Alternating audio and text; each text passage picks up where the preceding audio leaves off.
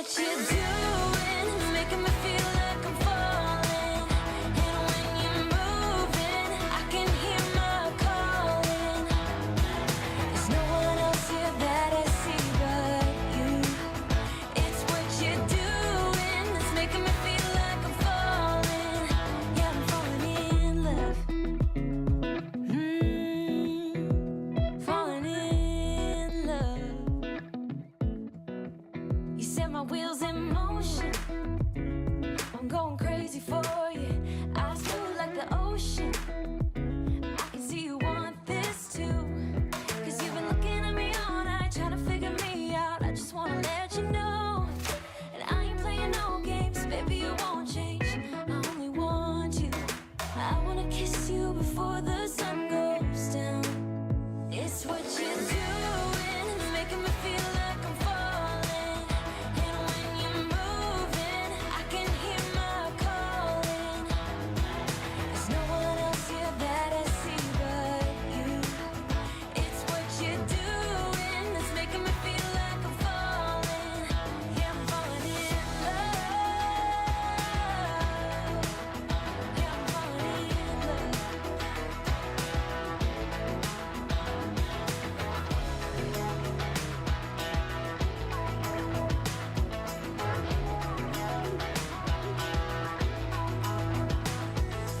I wanna kiss you before the sun goes down.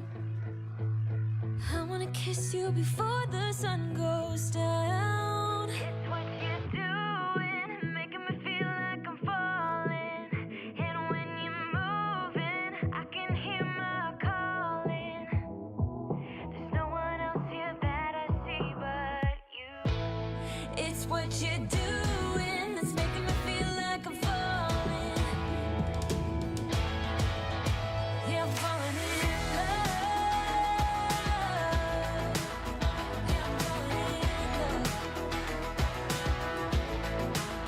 Yeah, I'm falling in love. Yeah, I'm falling in love.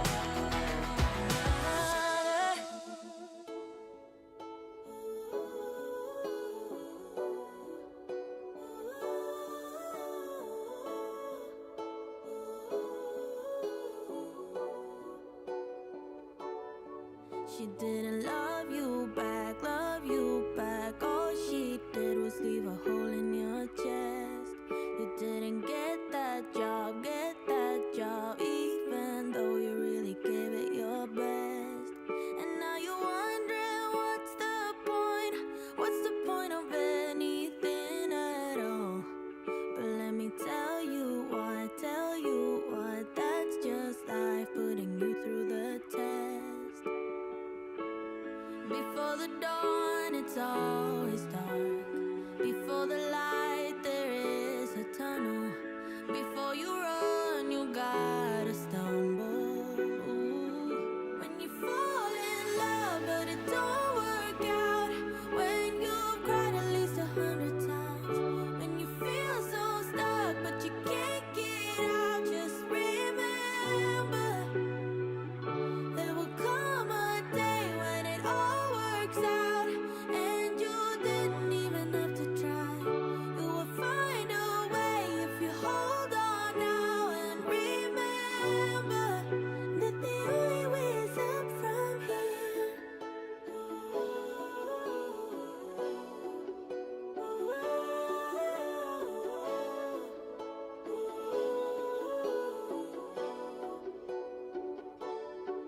You say you're getting old, but what do you know about what's to come?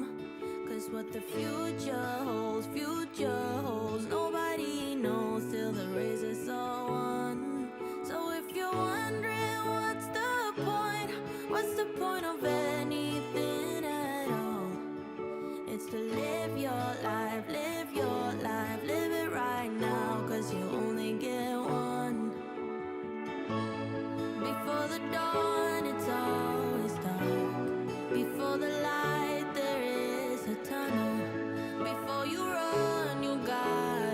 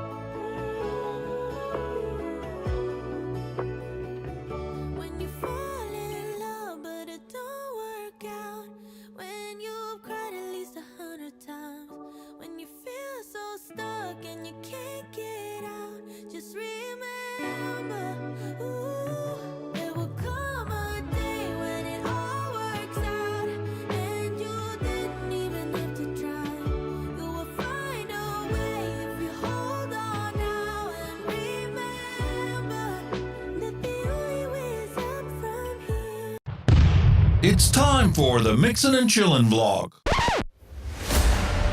Even if they implemented some ridiculous laws, this is something that if somebody truly wants to do this,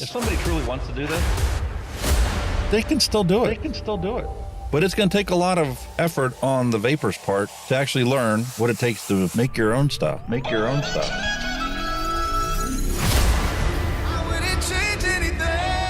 I don't know what the heck happened to the last hour of my life, but it certainly wasn't streamed on YouTube like I thought it was. Restrictive policies block progress towards smoke-free world.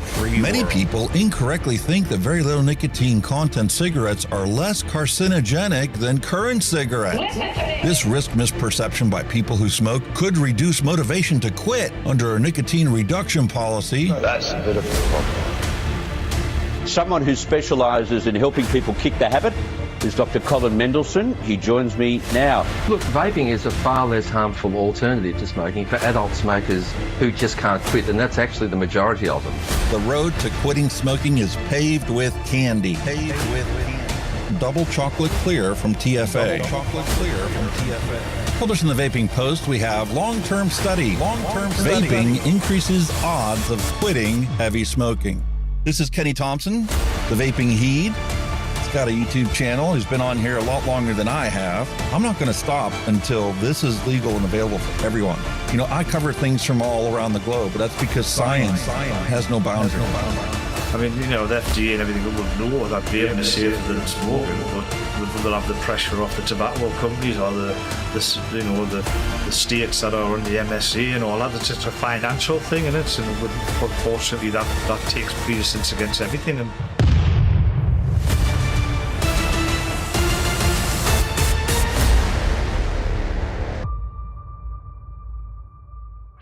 All of the things we went through. You just made my day. Just made my day. You made my day. You made my day. Grab your juice, grab your vape, it's time to get this party started. It's time for the Mixin and Chillin vlog. Long-term study. vaping is safer than smoking. Smoke-free world. Hello and welcome, everybody. Happy Valentine's Day to all of you out there today. We're a little discombobulated on our end, but you know what? That's the way it goes sometimes. Especially when you sleep in on the morning you're supposed to be going and doing a live show.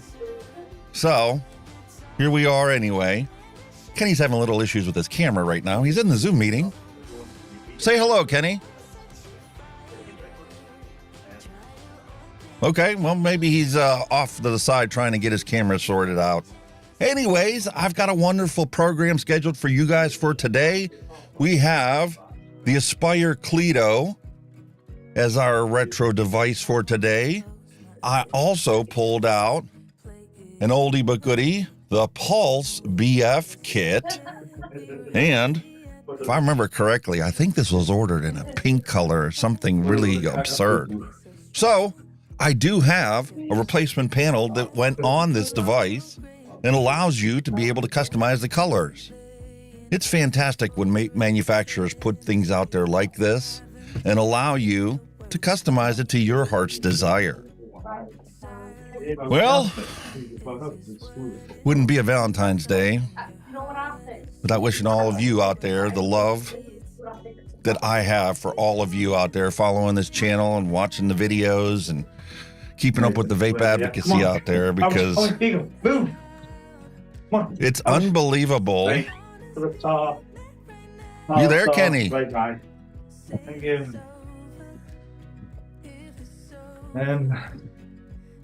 They can hear you. If I can hear you, they can hear you. Anyway, folks, happy Valentine's Day out there. And I've got some news and advocacy we're going to be covering today once we get everything all sorted out.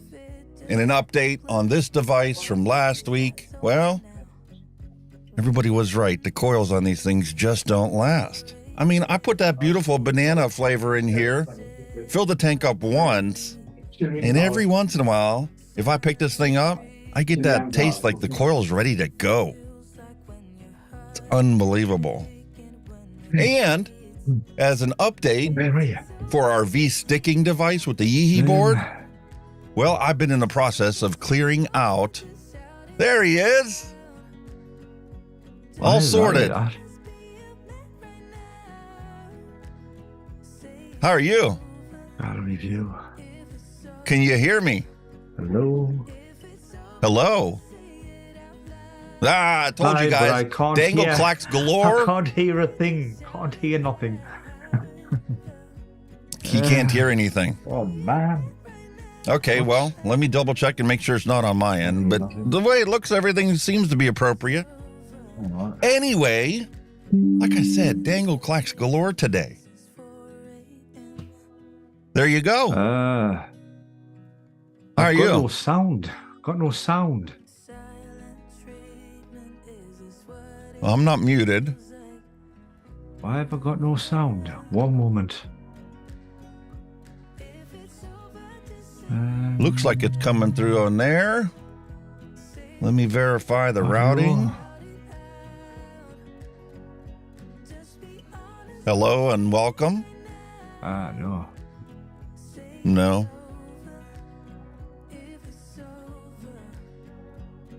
What's that like?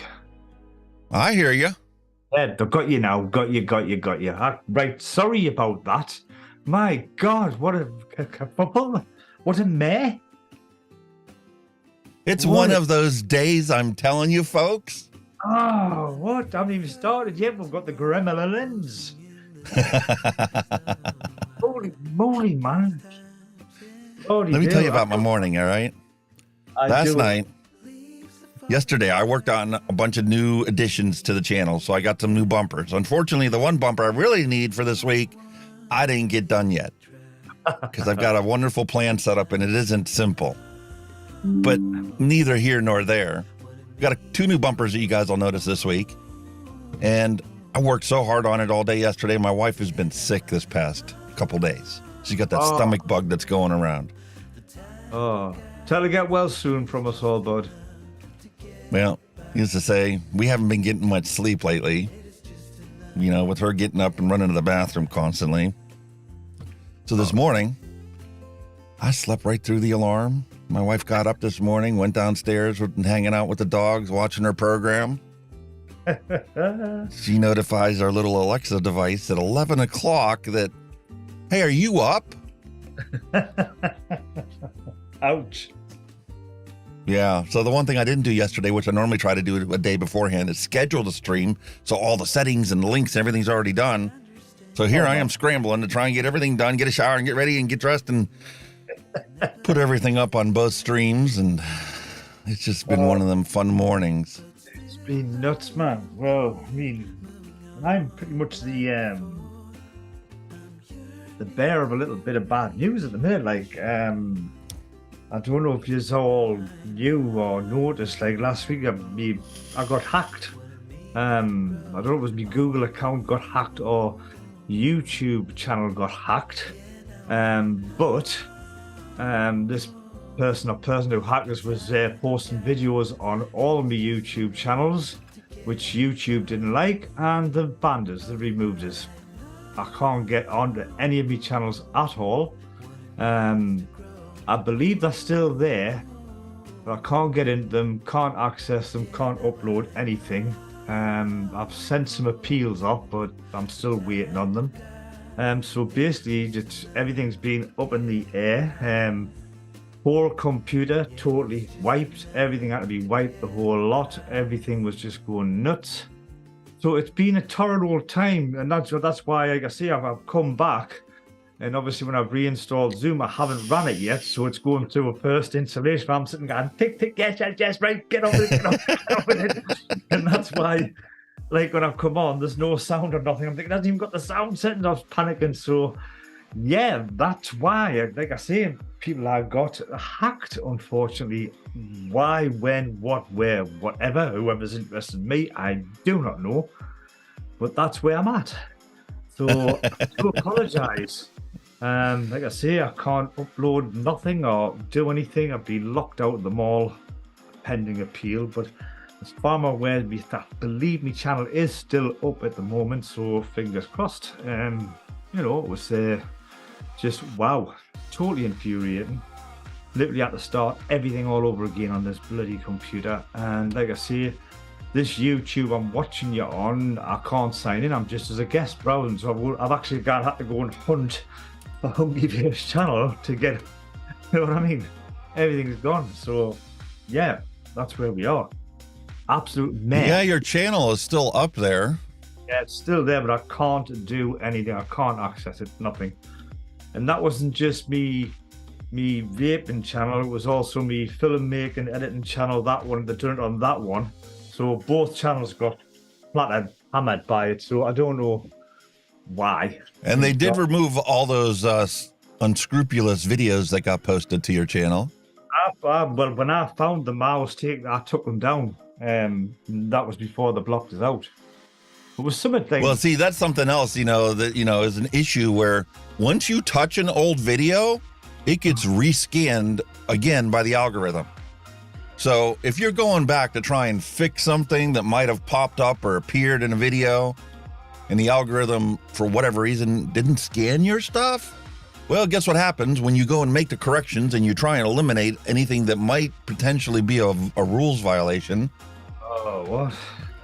When you're done with that video, it gets reanalyzed and rerun through the algorithmic process that they have.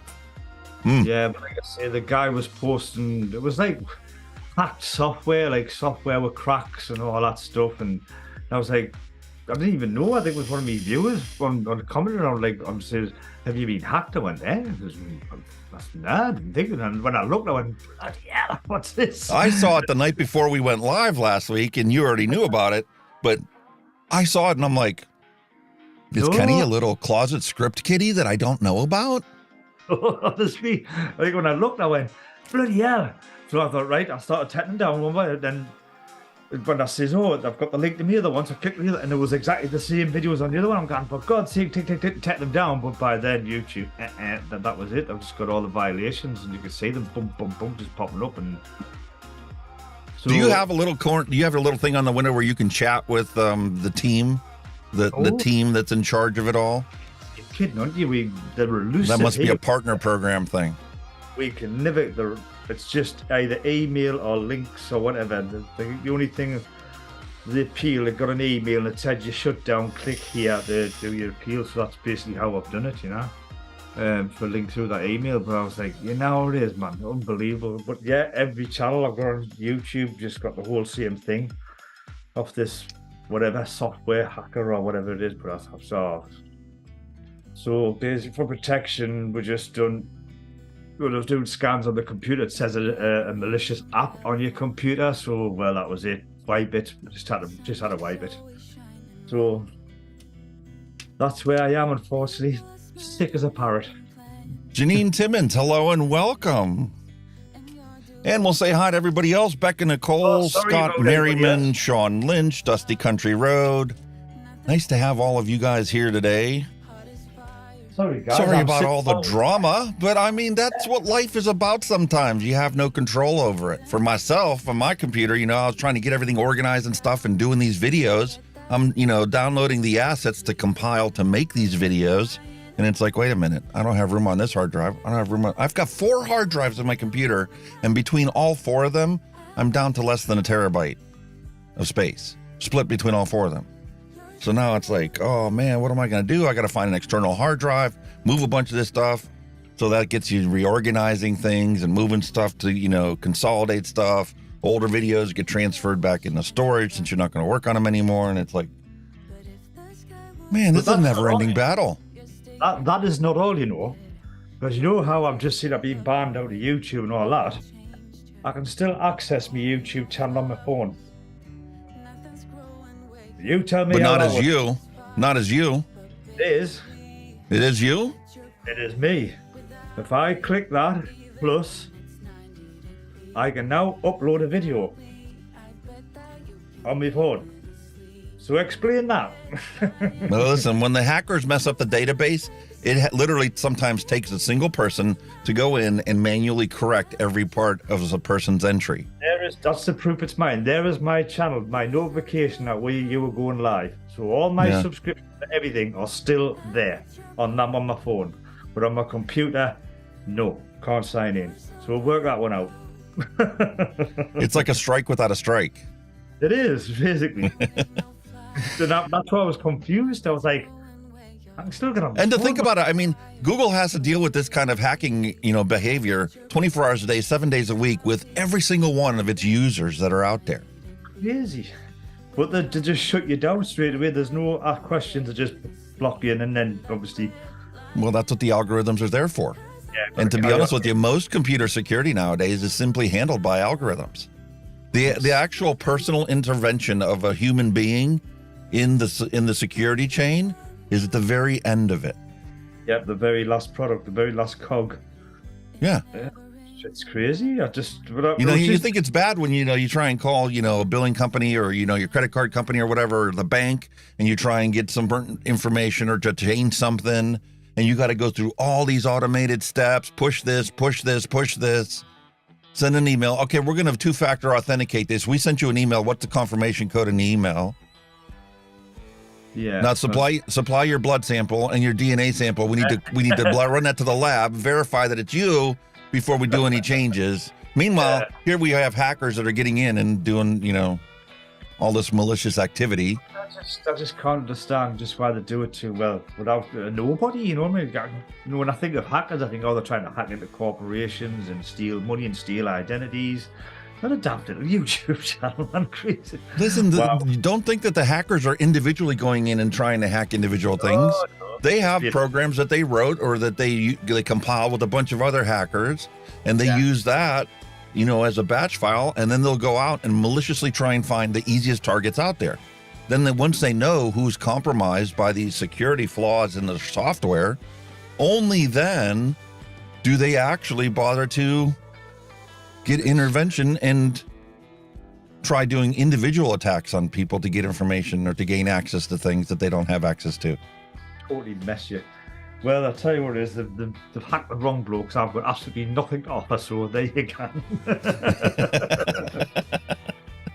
In fact, if they want me bank details, put some money in it. There's nothing to take out.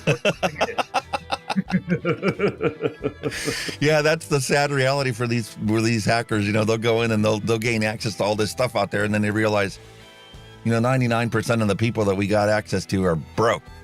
Yeah, we would be doing them a favor if we put money in their account for the inconvenience that we just caused them.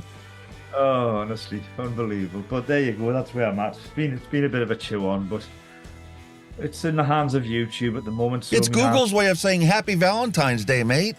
Oh, what? Hey, my God.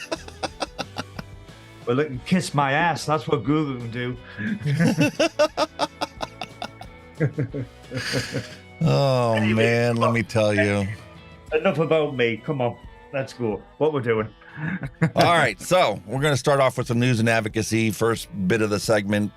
Awesome. We're going to jump into that today because, the reality is Bloomberg decided to commit himself $420 million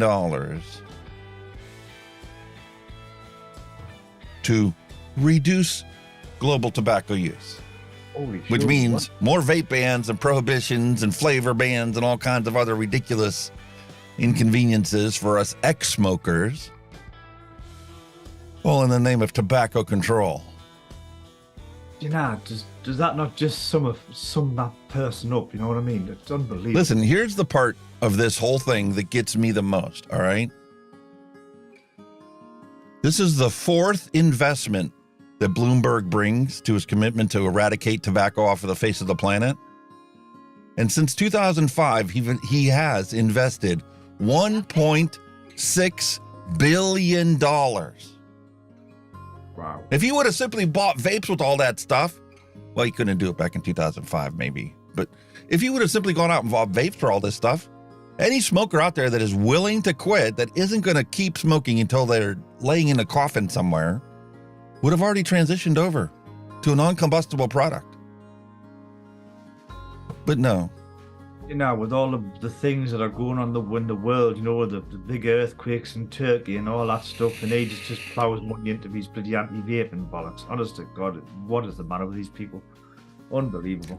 I feel bad because I'm not on traditional media anymore nowadays. I hardly ever watch anything. Matter of fact, the Super Bowl, my wife was watching it off of our antenna to watch the actual Super Bowl.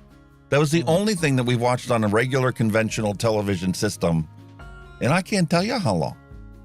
So I don't watch the evening news. I don't watch, any of this other stuff out there. Well, apparently you're shooting aliens down over there as well.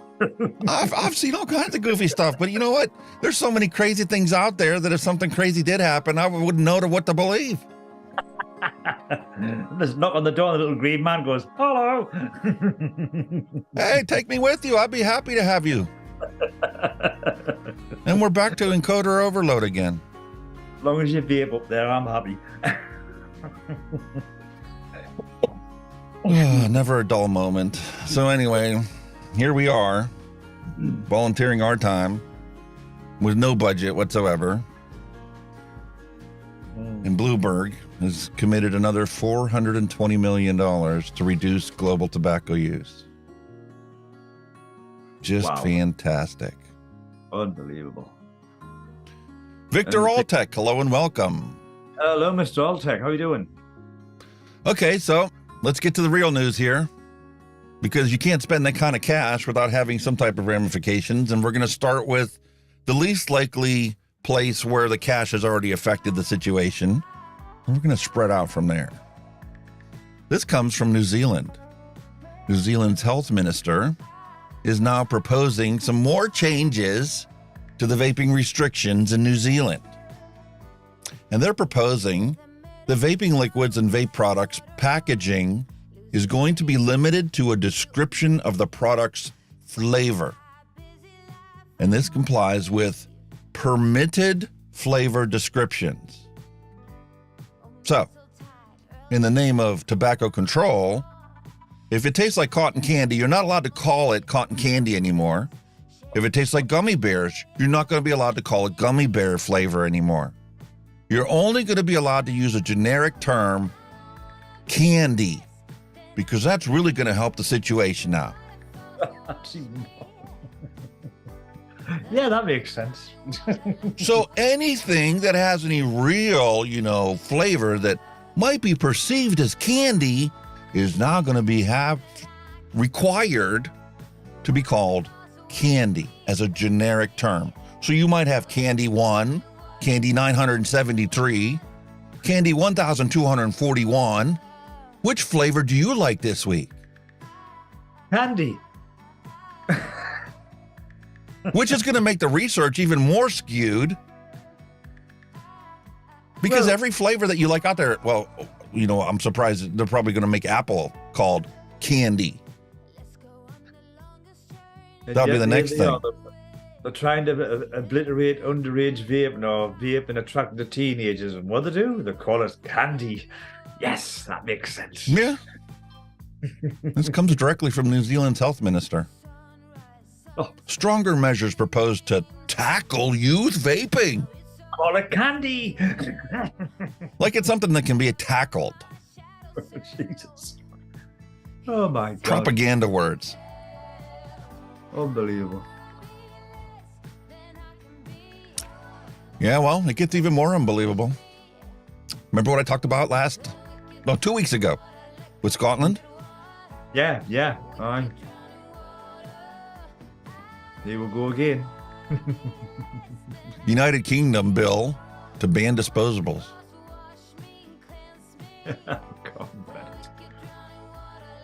Hey, my God. Prohibit the circulation on the territory of the United Kingdom of disposable electronic cigarettes, ordering both a ban on their sale within the national borders and that relating to any production activity. I'd be surprised if it happens. If the UK is making something out of it, they'll probably keep it going.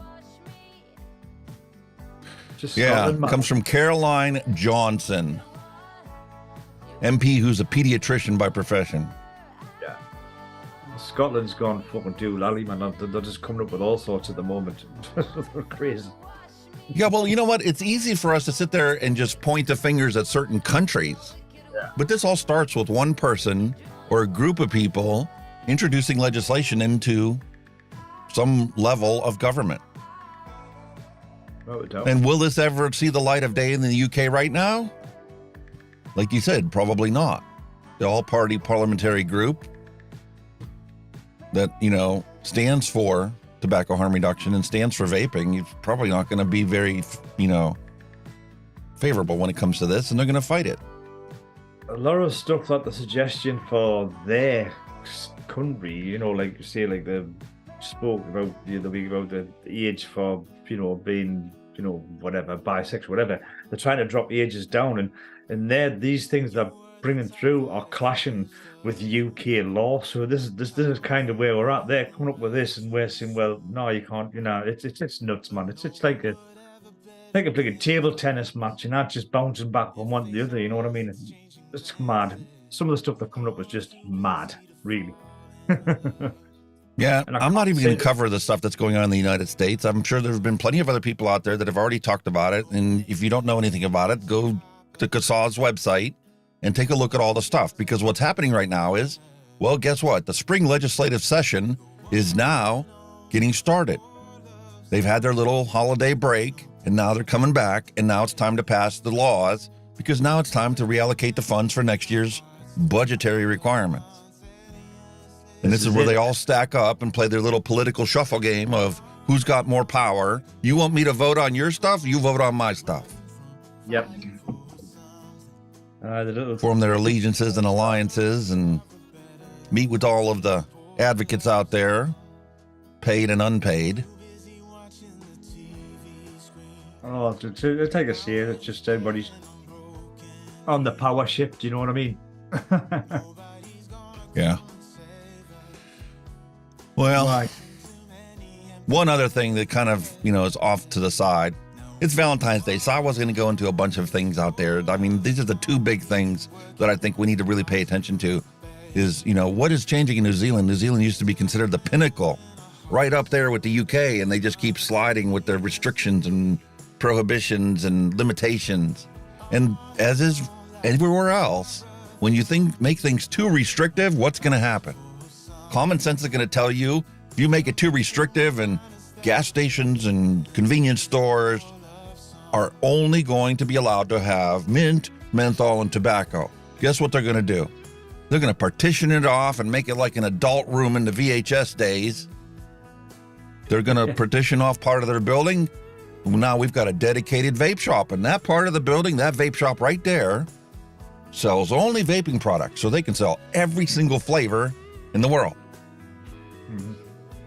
Ridiculous regulations only create a thriving black market. Definitely, without a doubt. Politicians need to realize that consumer demand is not going to go away simply because they pass a law.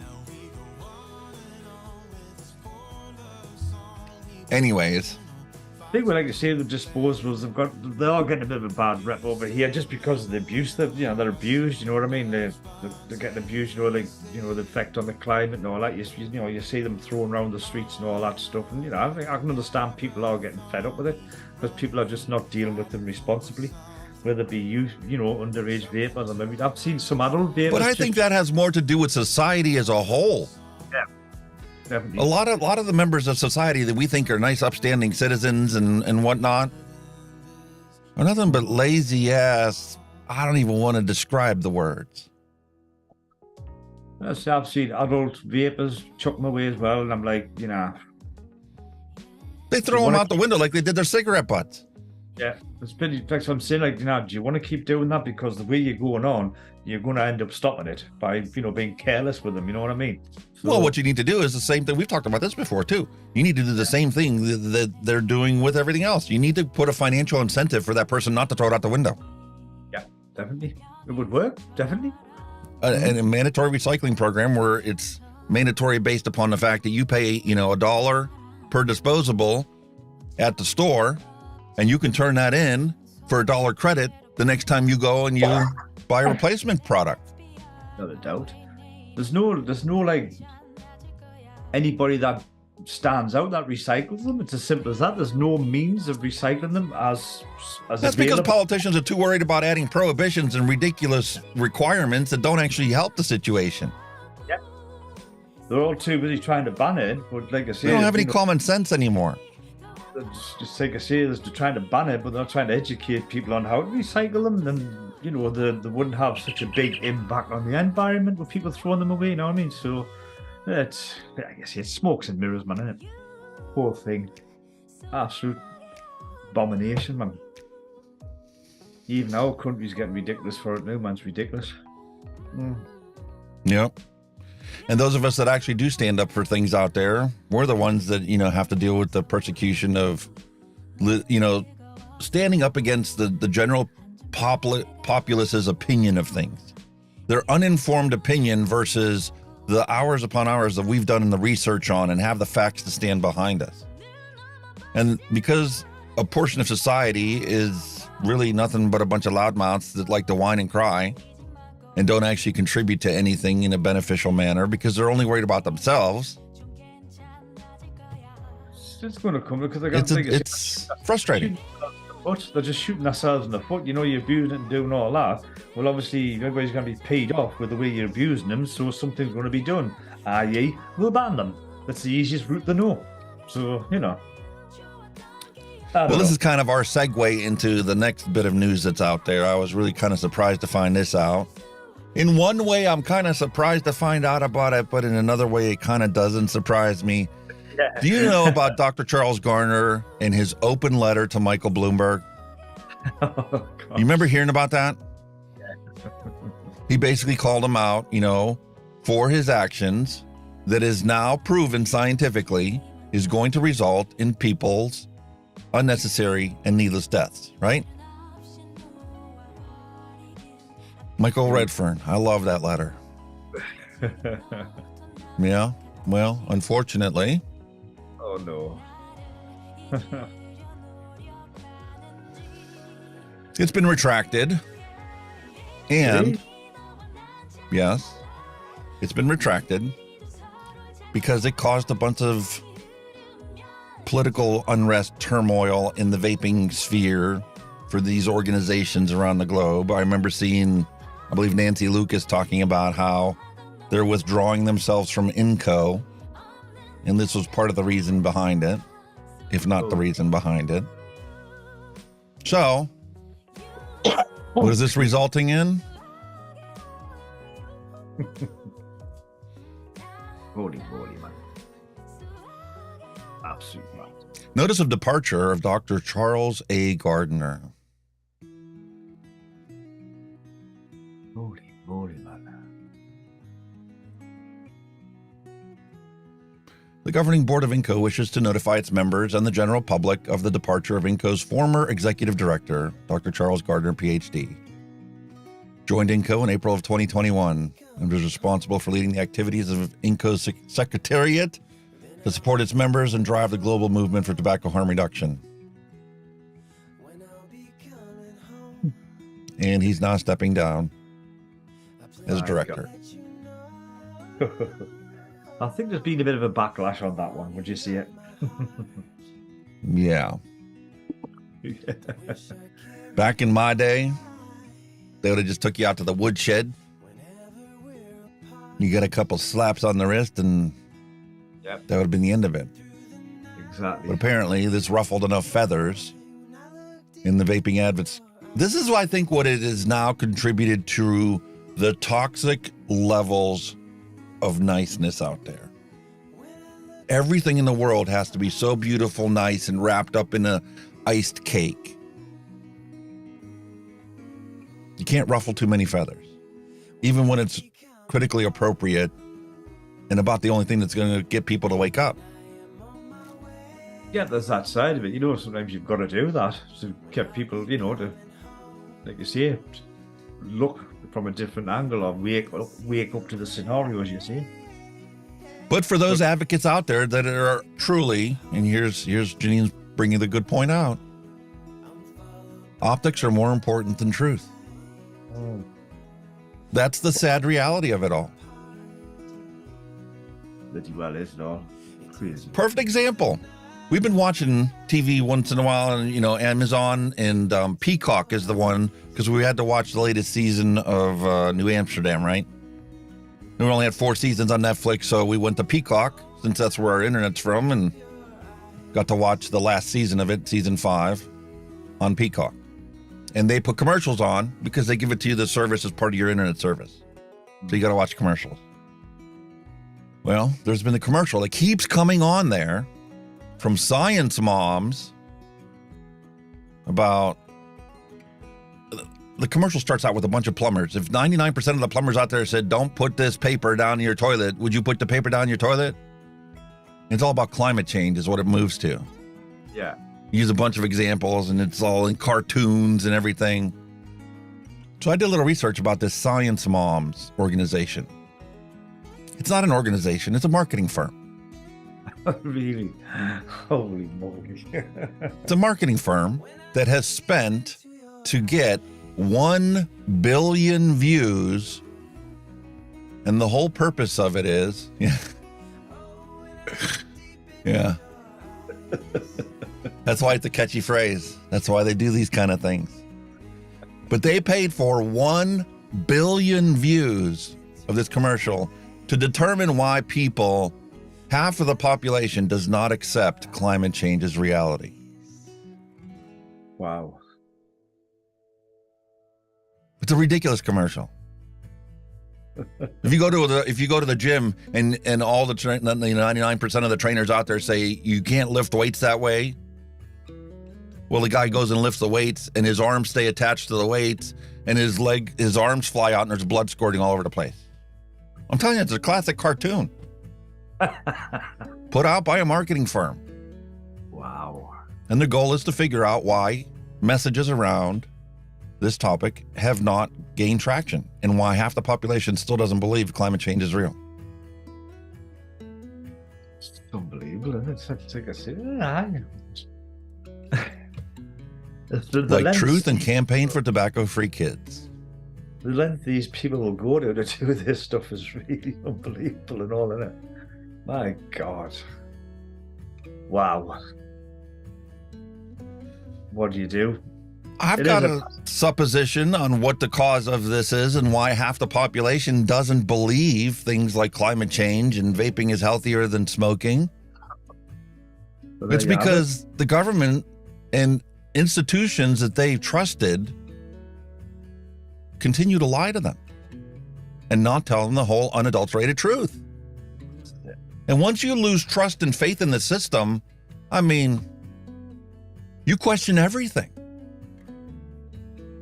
And then you get to the point where it's beyond questioning everything and you just automatically assume it's the opposite of what they're telling you. Because most of the population's lazy and won't actually bother to research and find the actual facts behind it.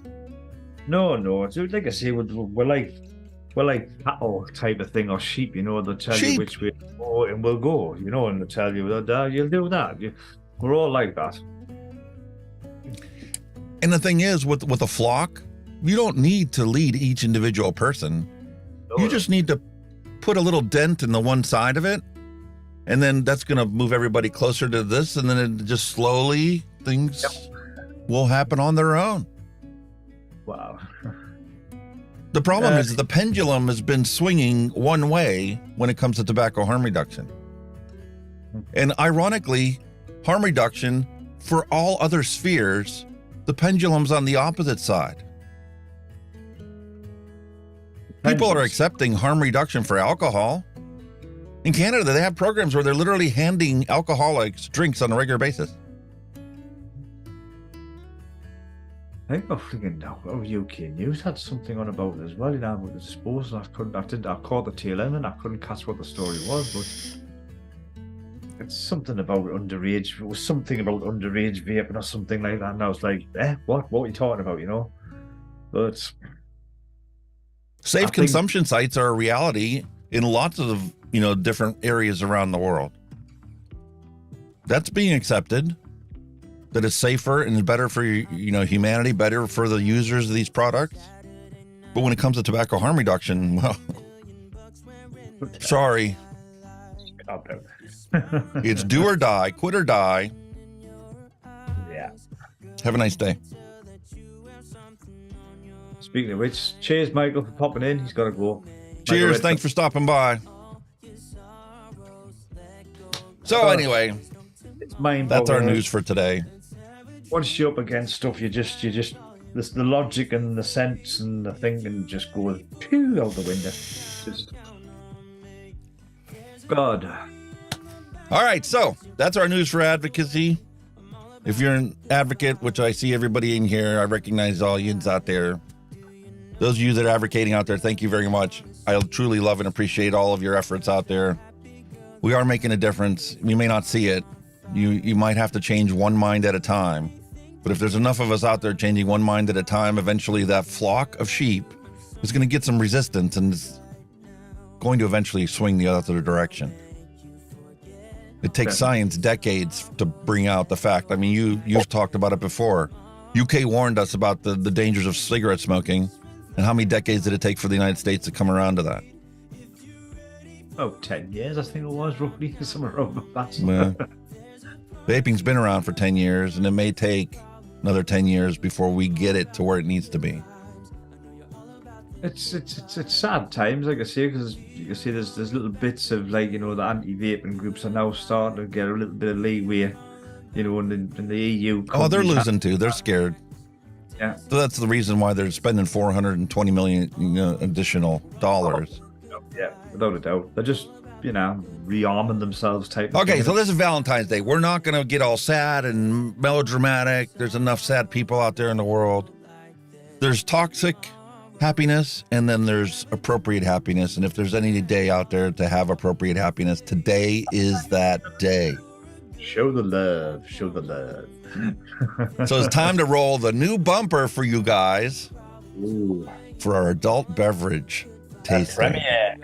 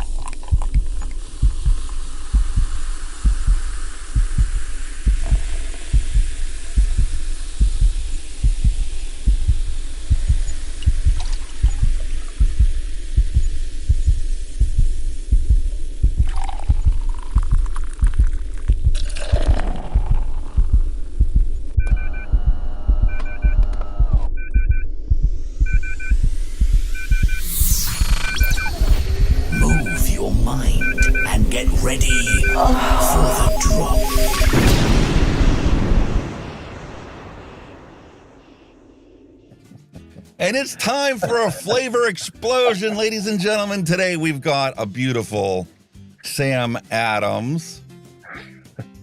Where'd my lovely co-host go? What's going on here? Can I just say, folks, right? I know nothing about these things he comes up with right until you see it. Right? And there's nothing, I'm not in with it. I just see it when it happens, the same as you, right? There it is. Have a wonderful day. Today's flavor explosion is a Sam Adams Cherry White. And I'm like, wait a minute, Cherry White? Is this really a white, clear beverage? Well, let's find out. While we're on the beverage, I've got something totally different as well. It's called Birra Moretti, and it is an Italian lager. There you go. Nice. The little funny man. What I mean, what he's got to do with it? He looks more German to me than Italian, but there you go. Well, yeah, I see where you're coming from with that hat. Yeah, it's Italian lager, and it's 4.6% volume, so it's not super strong, but there you go. Well, I'm not even sure what this one is, to be honest with you. should probably do that research ahead of time so I don't waste you guys' time sitting here looking at the bottle, trying to find details of it. 5.3%. Oh, 5.3. But yeah. Yeah, it's clear on the bottom. You can't hardly even make it out. I think that's what cameras are wonderful for. That's you get to be our age. Because he looks like he's drinking from a stein. That's probably why it's like looking a bit chum, but never mind. But yeah. Mm-hmm. I'm not going to be posh like him, use a glass where you just drink out of cans here because we're common. Listen, I wasn't going to use the glass today, but when it said that it's clear, I wanted to see if it truly was clear or not. Clear, yeah. And in my view, from what I see on the camera that you guys see, that is a lot clearer than what that looks on the camera.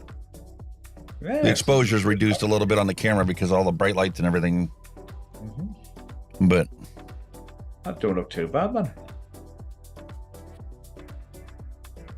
Smells like your traditional beer. There's nothing cherry smelling about it. It's quite nice, that actually. Very nice. Free Ride Vapor, hello and welcome. Victor Alltech, hello and welcome to the stream. So Sam Adams, cherry. Very nice.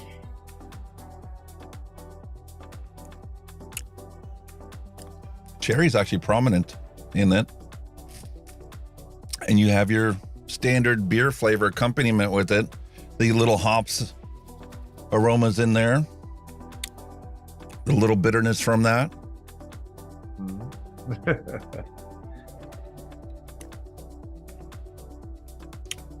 Wow. Unlike the cherry chocolate one we had last week, this is a traditional beer. Then the cherry is completely recognizable as a complementary note in that beer. What's your beer like? Fantastic lager. None of this funny on cherry stuff. This is just plain old-fashioned lager. Listen, it's about the flavor explosion and the fact that there are so many flavors out there and no two people are alike. Everybody in the universe has a different flavor that they have as their ultimate. Like I said, some of the stuff that you get, we just doesn't exist over here. So it's a bit difficult, if you know what I mean.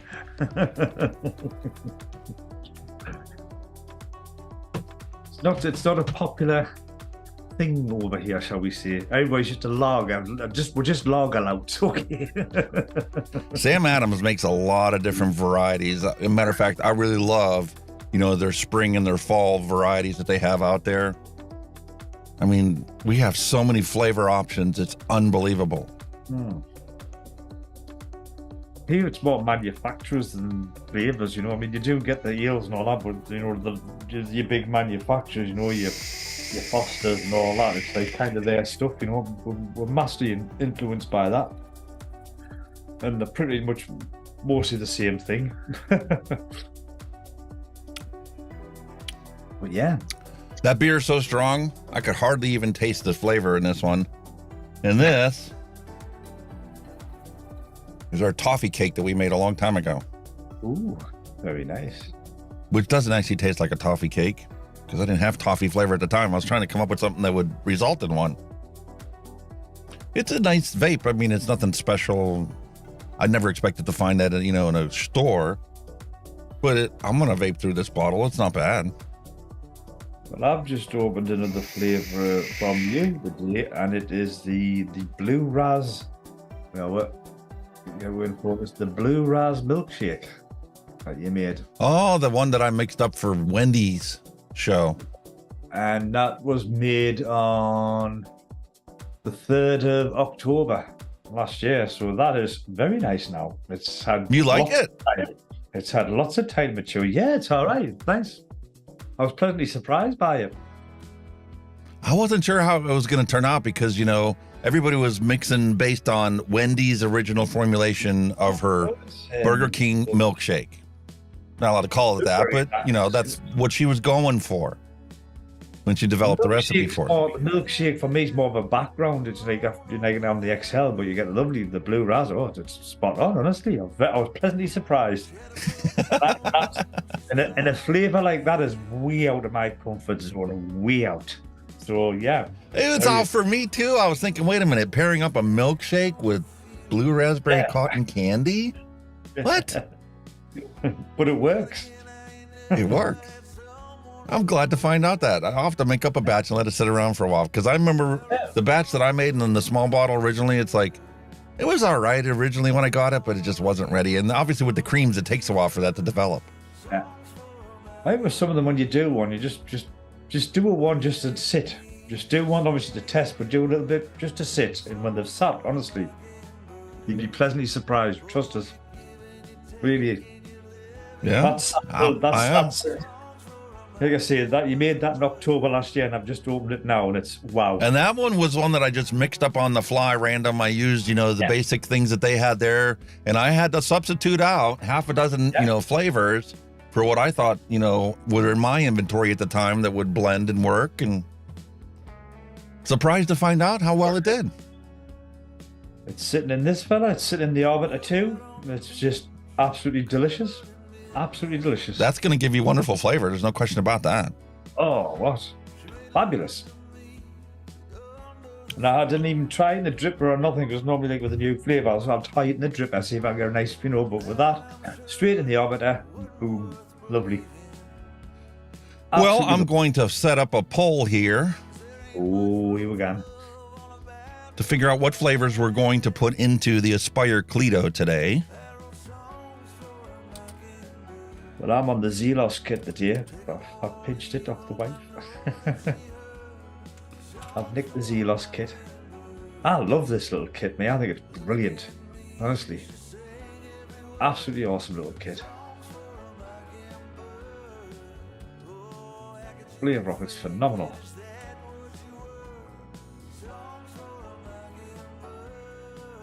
In fact, I've got one of your old favourites in here.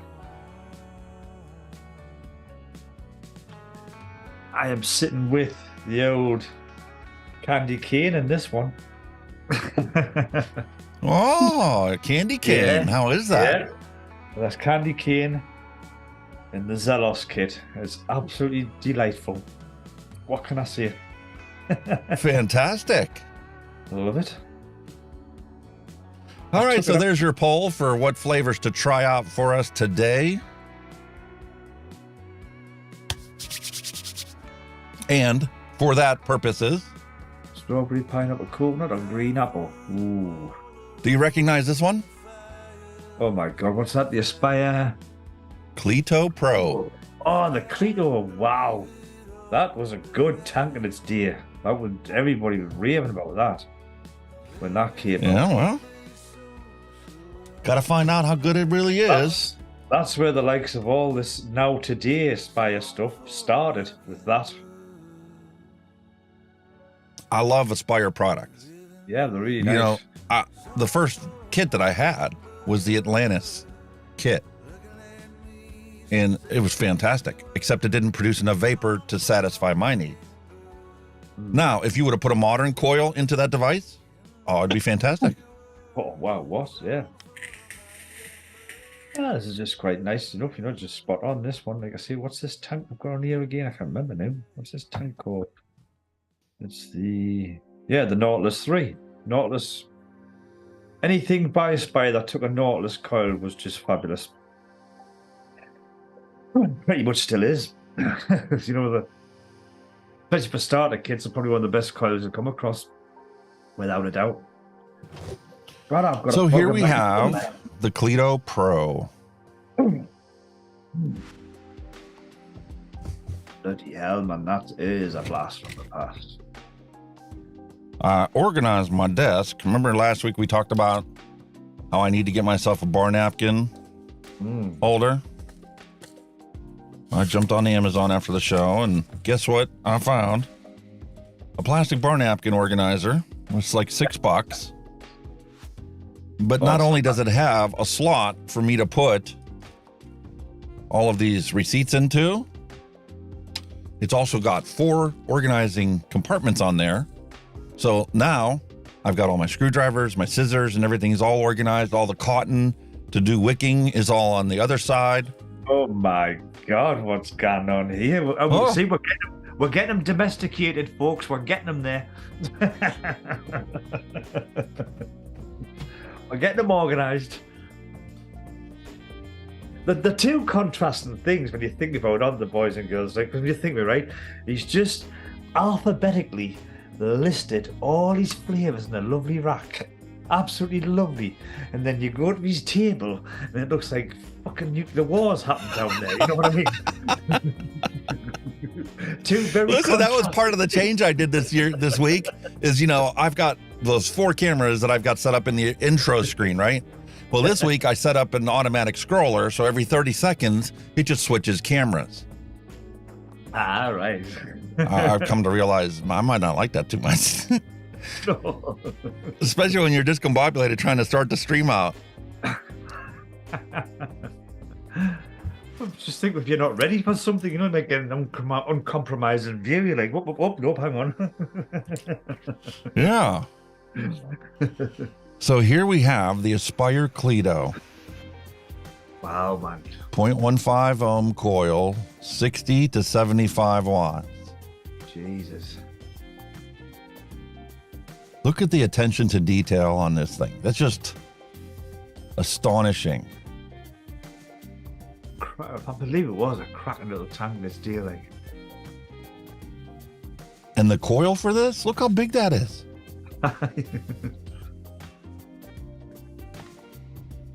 Talk about a cloud chucker. I am just seeing if it is actually still available today. 0.5 ohm, 60 to 80 watts. Well, there's a place, I'm not going to mention it, but there is a store online that are still selling that today for £18.75. That is a bargain. And we have, well, microphone's in the way here. It states, I don't know if you still get it, but it states that it had 2 coils. You had a 0.2 ohm coil and a 0.4 ohm coil.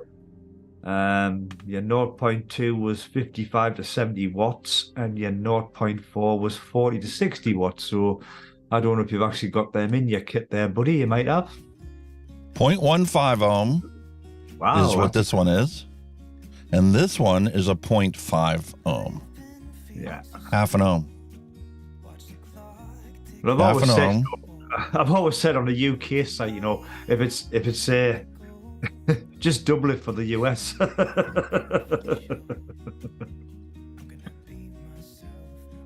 That's round wire in there. So that's a 0.5, yeah. Round wire. Well, it will be, but that's probably the And this time one is mesh. 0.15. Ah.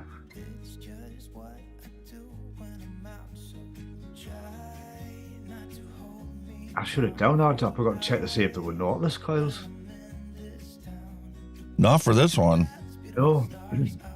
This thing is huge. I think that's where they started with them. I'm sure they did. It's about that, isn't it? The coil is as tall as the Zealous tank. Try it on, mate. So Nautilus users, sorry, this one is not for you. This is strictly for cloud chucking. Yep.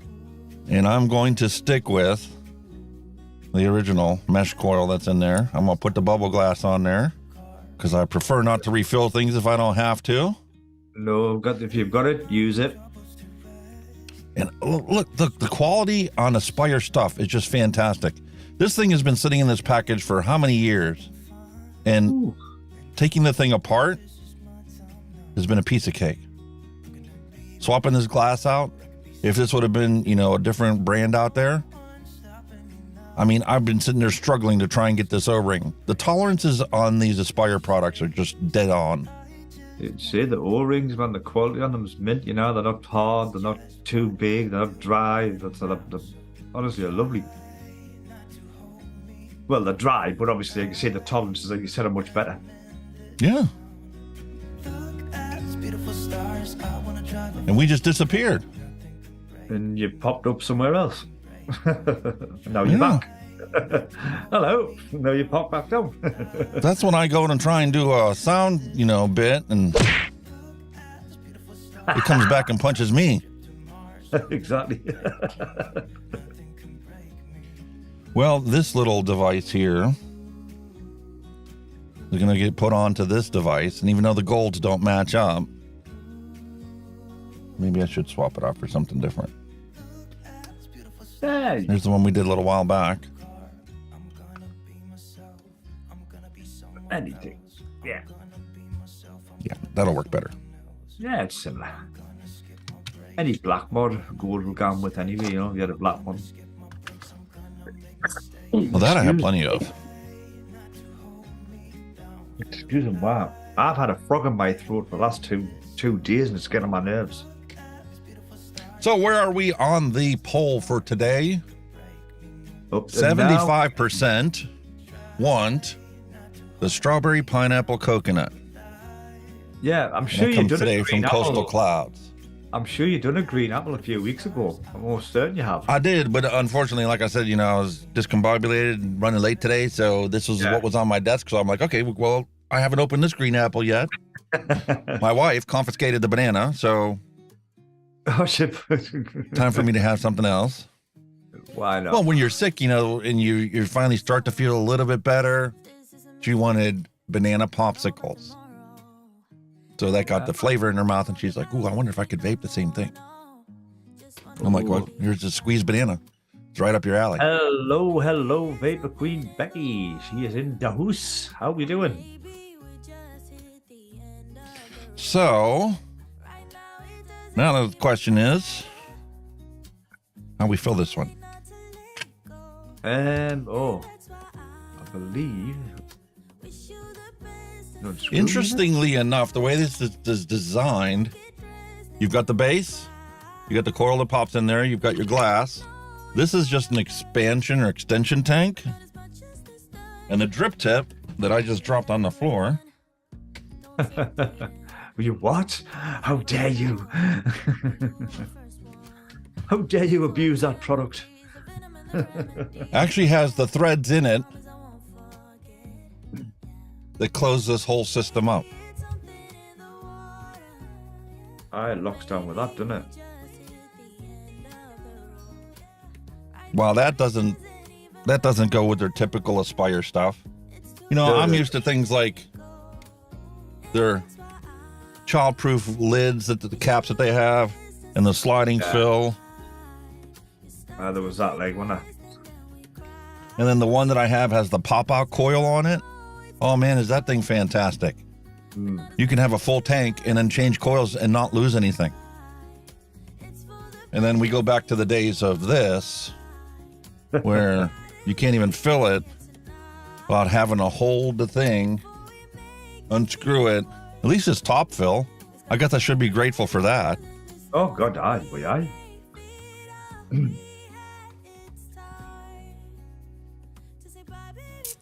So let's end this. I was lovely that.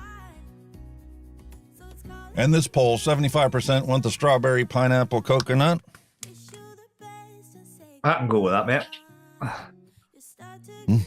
Smells wonderful. I can go with that.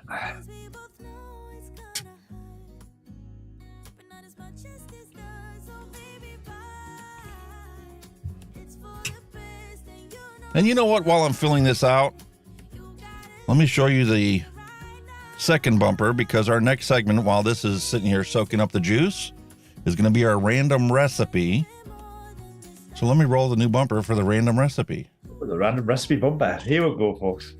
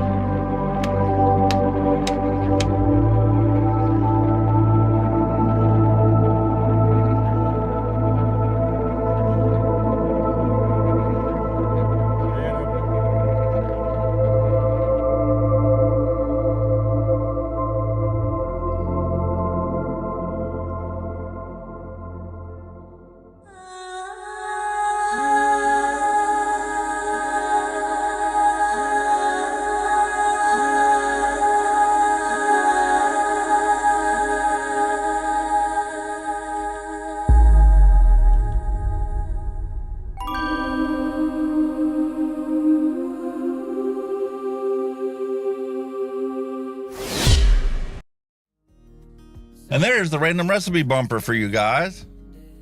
Awesome, Because guys. this is going to take a while to fully saturate that cotton. It's a By big the way, one, hello, that's Ian why. Thomas. Welcome. Hi, Ian. Nice to see you, sir. Our fact-finding chap. Wonderful to have you all here. Hope you all having a wonderful Valentine's Day.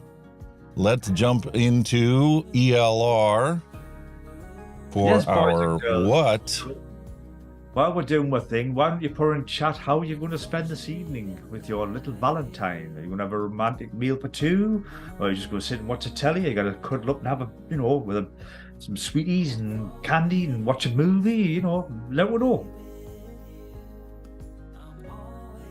Random recipe for today.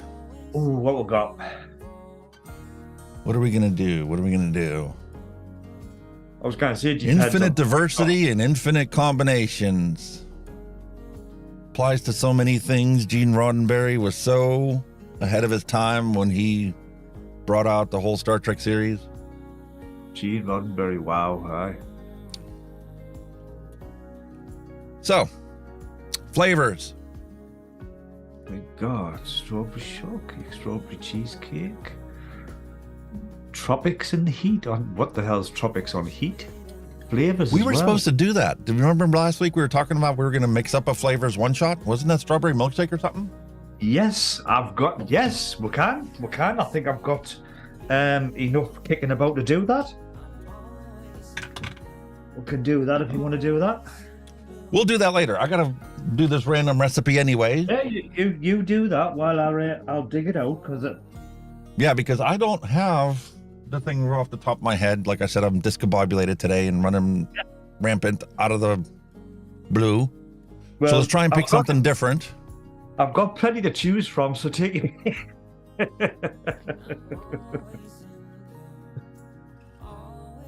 This is we can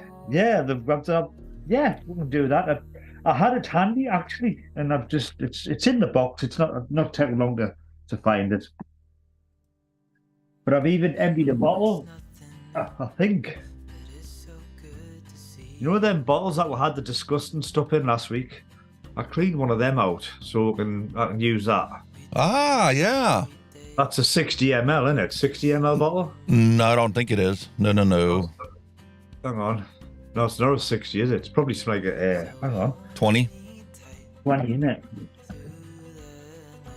And hang on.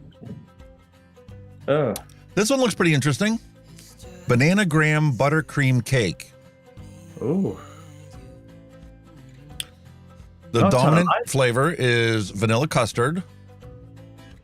Then we have buttercream at 3%, 7% total for that flavor profile. Cheesecake with graham crust at 2.5%, sweet cream at 2%, and banana from Capella at 1%. It's a 30 ml, Alex. 30 ml. Is it? Yeah, Oh, I've that'd be got one good. there. There's one there, the same, and that's 30 ml. That's that Billy Rocker home slice. I've never tried that yet. But that's Oh, I thought you 30 tried ml. that last week. Was No, it the that was lemon one? That was the lemon. That was that thingy Oh. one, wasn't it? Slice? No, was that the other one? I didn't get 2 bottles of that, did I? I couldn't have. No, I only gave you one. Is there 2? Yeah, it's 2. That one's sealed. Ah, You give me 2? I don't want it. If you liked it, I figured you could have it. If not, you could bin it. There you go.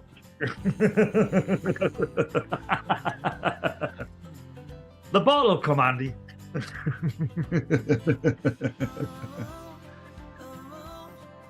Aye, we did, didn't we? You give us 2. You so and so you. How dare you bestow that misery upon me?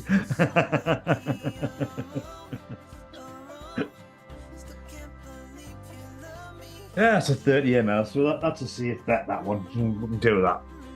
I've got that, yeah. We can do that, boys and girls. We can do that. What's going on here in the chat? Oh, I don't know what's going on. Free Ride Vapor remove some of Becca Nicole's messages or something?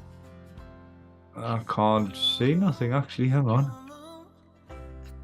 I need to I'll refresh it. She was timed out. Right, that's your... It always comes back with bloody top chat, doesn't it? Live chat. All right. I'm all discombobulated here. And it really isn't because of this beer. I only had half a bottle. It's just the kind of day today is. It's just a funny old, because I think it's because love is in the air and we're here, you know what I mean? Love is in the air. We're all to hell. Our hormones are going nuts. So, a Capella banana, Anywhere biscuit.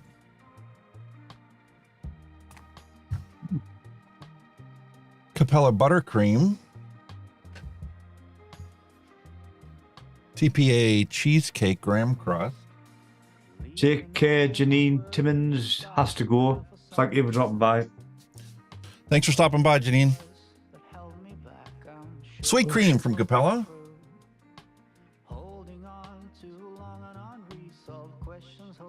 What's the banana percentage there? 1%. Ooh. Only 1%. And let's see, vanilla custard from Capella.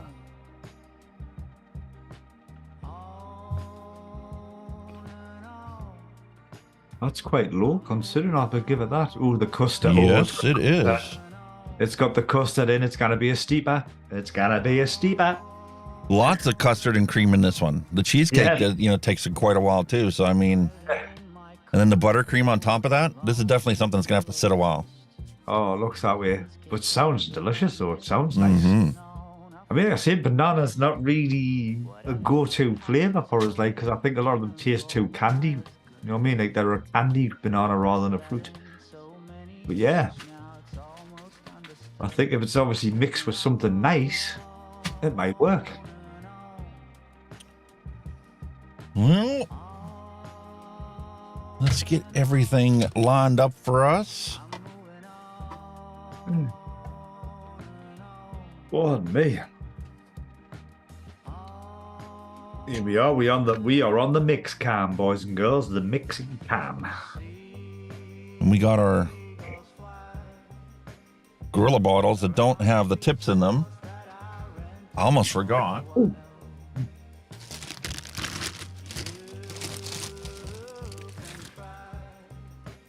Without that, it'd be nothing but a big mess. Boy, this is it, like. Aha. They're kind of cute little bottles, aren't they? Okay. So, banana, let's start with that one right off the bat.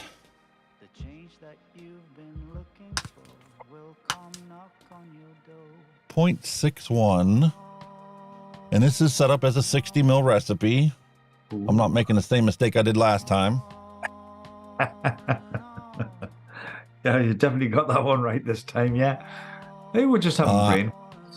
I am going to save it to my own thing. Yeah.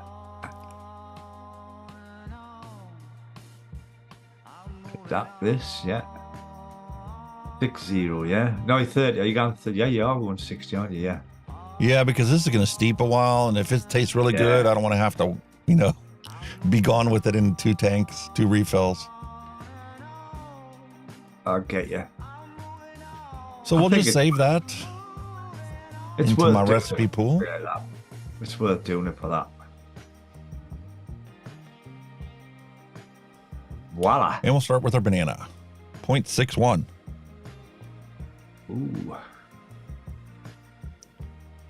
Had to re-tear it out since I put that little nozzle on there. All right.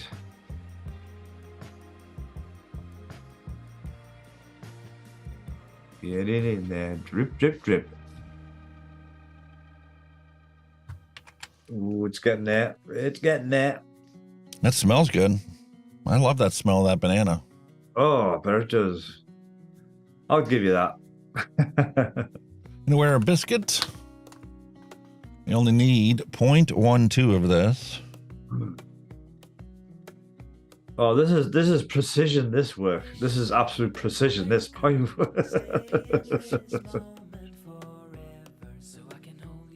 We're talking sheer precision here, like drip at a time.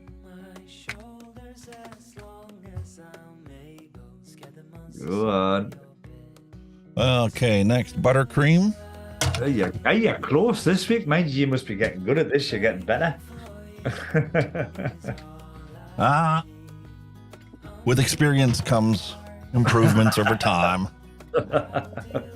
Practice makes perfect, as they say. All right, buttercream. He's getting good, folks. He's getting good. 1.8. Whoa. That's a canny bit. This is going to be a delicious cake, I'll tell you that. 1.8. That's tremendous. Awesome, that one. That's a lot, isn't it? Yes. Oh, no, it's going to keep going up from here, buddy. Is it? Jesus.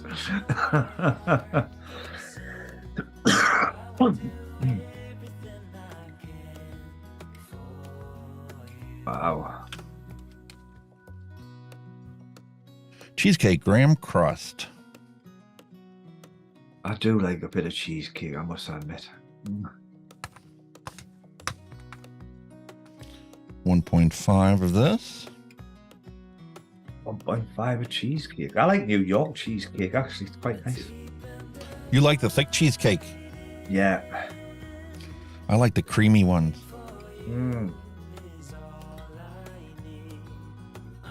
I suppose, to be honest with you, I like Alvin, but, New York's probably one that stands out. It's probably the one that most you get all the time. It's a very rich, very dense style of cheesecake. Yeah. Might have to do with the fact that, when I was growing up, they had the one that was made by the same company that makes Jell-O and makes pudding. Yeah. And you just literally take it and you throw it in your blender like a pudding, except it firms up a little bit. Yeah. And you make your own graham crust with the graham crackers and the butter. Oh, yeah. Oh. Now that's right up my alley. Yeah. I prefer that over the really dense ones. Not that I don't eat the dense ones or enjoy them. Yeah. You're making me hungry now. A little sweet cream. 1.2 is this. We are going to town on the creams and the cheesecakes and everything in it on this recipe. Jesus. It's going to be awesome.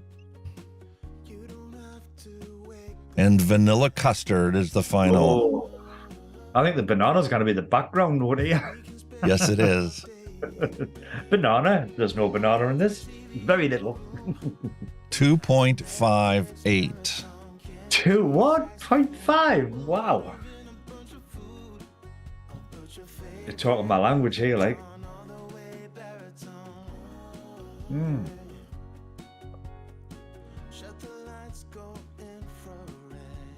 Imagine if them ingredients were food and you were actually making a cheesecake with real food out of that. Oh my God. And you wonder why my bumper is the way it is. Yeah. I mean, literally, there's so many possibilities and flavor options available to us, especially when you start mixing your own. It's just unbelievable. Definitely. Now, all we're missing is a little bit of secret sauce. Secret sauce.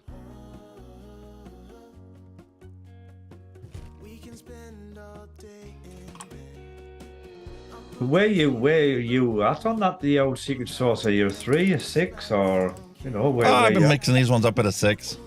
You're a 6 man, yeah. I cut down. I was literally at 0 for a long time. Yeah. And then I realized that the benefits for people my age with certain conditions and health conditions that I've got, the benefits of using it. And I realized that. So I went up, I started using it again. And then it finally got to the point where I was like, getting forgetful and just absent-minded sometimes. And all I did was bump it up to a 6. And man, all that stuff just seemed to dissipate. Wow. So, you know what? That's what I'm going to do. You had to keep them receptors going, mate. And I just went way over on this. That's what I get for not paying attention. Ooh. So where are we at? 4.73. I'm just going to probably move this closer to... do the actual math. 8%?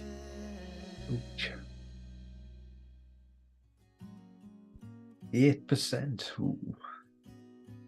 This is one of those recipes that I'm going to have to fix.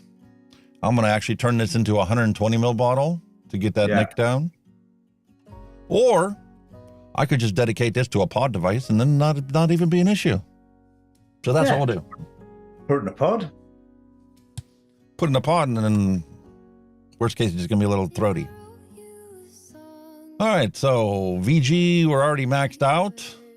Well, no, that's 13% for the recipe. Oh my goodness. Oops, cancel. What did I just do?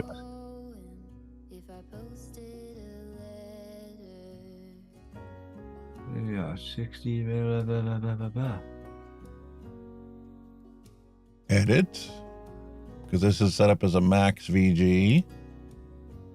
Let's make that a 70-30. And there we go. There you go, it's max VG. Wow. So I need 6.84 of PG. All right. To bring that up to a 30%.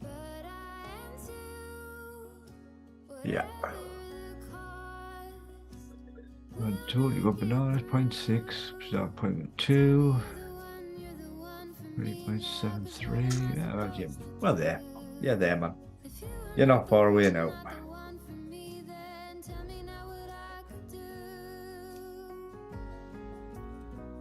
Especially if this is going to a pod. You don't want max VG for a pod. Oh, no, you're just fucking... Nah. Not be good, that. Toast that coil. Mm-hmm. Oh, you'd be cooking on gas all right with that. Boom. And you know what? The more I think about this might actually be a good thing that I messed that up, because my wife is always looking for something to put in her pod that's different. You know, we have our all-day vapes that we can sit there and vape on all day long all the time. She constantly wants to change up her pod. Well, this is it. You know, you've got to have that bit variation, haven't you?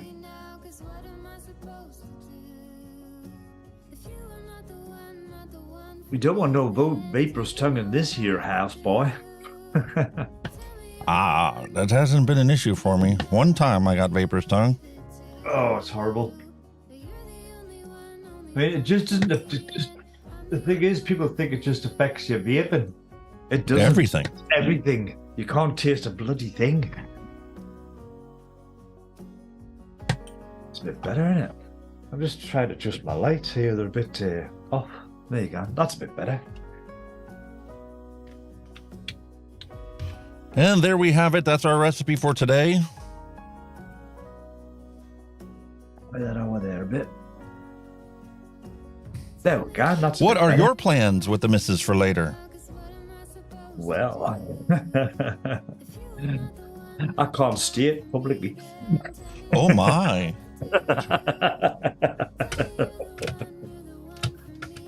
Oh God, I think we'll just be watching a bit of TV, I think, you know. As you do. For us, it's going to depend on how she's feeling. This is day 3 now. Yes, definitely going to be a bit of a steeper. Mm.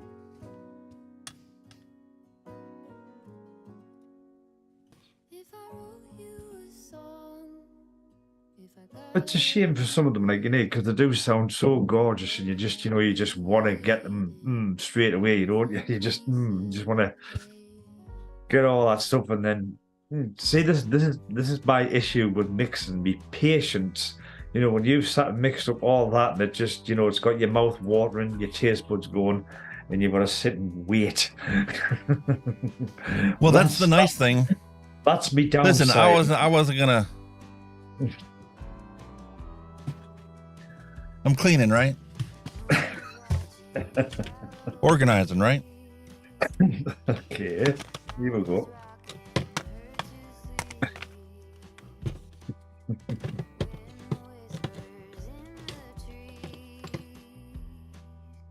These are all empty ones. I'm trying to pull out all the empty ones so you get to see that that's not really as much of an issue as you think it is. Oh, Jesus. Really? My God. That's your empties. Yeah. And now I'm finally getting a chance to go back to some of them, and some of them, like this one that we made, I'm finally getting a chance to vape them, and they've been sitting around for so long that they're fully developed. Yeah, man. And it's just unbelievable. Now's when you really find out how good or how bad the recipe was. Oh, definitely. You let it sit there and you find out what it's like when it ages to maturity. And then it's like, okay, what's too strong? What's missing? What's taken over the recipe? Those are the kind of things you can't find out about if you just do a shake and vape and it's gone. Yeah. And Like with I creams said- and custards and stuff like that, it takes a long time. Like I said, we were talking earlier about that blue ras milkshake. Like I said, that's sat since October last year. It's never been touched. And I've opened it today and it's absolutely amazing. Here's Absolutely. the BK milkshake that I use as a base for that. Yeah. This is the recipe without all the blue raspberry and fruits that got added in. It's absolutely spot on. Here's the green tea. Remember we put a big X on that one? Green tea. I bet that tastes wonderful now. No, it doesn't.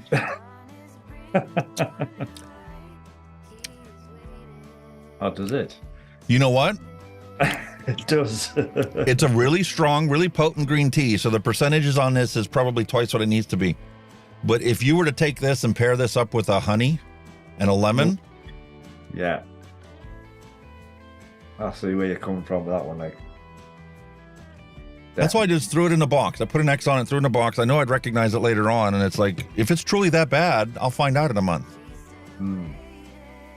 Yes, I know it's too strong, but if it sits there and ages and completely blends into the recipe, it's not atrocious now. It's literally a green tea, or the essence of a green tea. You know how when you drink the tea, it kind of dries your mouth out if you don't have any cream or sugar and any other stuff in it? Yeah. It has all the essence of a green tea. Flavor manufacturers hardly ever, or at least I've never really come across one that puts something out there that if you single flavor test it, it doesn't have some characteristics of the flavor they called it. May not be everything you expect it to be, but... And here's the watermelon cotton candy I mixed on Fresh's show that day, Jesus. back in November. Wow. They'll probably all taste really good now. Telling you. Vanilla bean espresso. That's the flavors recipe that he formulated for me. I'm telling you, it's fantastic. I've been making adjustments to it because it's got some honey in there. Yeah. And the honey, I think, is too dominant for me. I just want it to be an unrecognizable flavor in the whole recipe. Yeah. Yeah, like I say, if you've got time to let them soak and steep and all that stuff, you'd be surprised. You're very surprised. Mm-hmm. Absolutely very surprised. And I'm going to have to mix up the label for this after the show. I'm loving that. Actually, I am actually quite loving that. And that was way out of my comfort zone, and I'm absolutely loving it. I'm really chuffed to find out, what your impression is of it, because like I said, when I mixed it up, I was like, okay, this is all right. And I vaped it, that little bottle of it, for a couple days after that, and I'm like, I just can't get into this whole idea of blue raspberry and milkshake. Well, So I'm like, you know what? I'll put this aside and come back to it. well, you're strong. And now I'm going to have to actually pull that bottle out of that box and finish vaping it. Well, your strawberry vanilla bean cream, that was after a day. That's what's left of it after a day. So that was pretty damn good as well. That is pretty good then. And you made that one, well, the 11th of the 11th, so 11th of November last year you made that one. And it's absolutely fabulous. I really love having this stuff organized like it is now. Makes things so much easier to find. Glad somebody's organized. It also makes it easier to put things away when you're done, because when you have things organized this way, it's obvious what's missing and what shelf when the rest of them are full. But I guess it's time for us to roll on to. We've already been going at this an hour and 40 minutes. I think it's time for us to move on to our retro vape.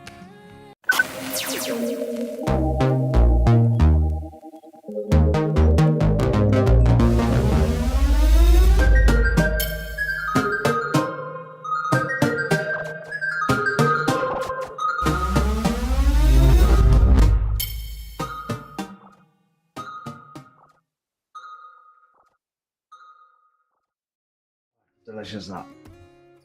See, he's done it again. He's done it again. And here we have the Pulse V BF kit by VandyVape. Oh, the Pulse. My God. Have I got that somewhere? Or was it the Squonga? You have this original one? I'm assuming this was the original BF kit, the original Pulse. I'm just wondering if I have somewhere. Because I've got the Pulse V2 as well. I'm wondering. I'm sure I've got a Pulse one lined up somewhere. I'm not sure which one it is. There you go, buddy. This color is all for you for Valentine's Day. Oh God, no. Holy moly.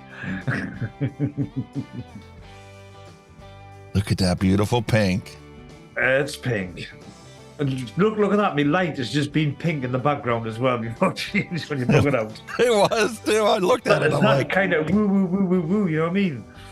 but that's the nice thing, you know, you don't like the pink, guess what? Oh, you can tap them up and change them. Yeah, I've definitely got that. I'm sure I've got that one. There you go.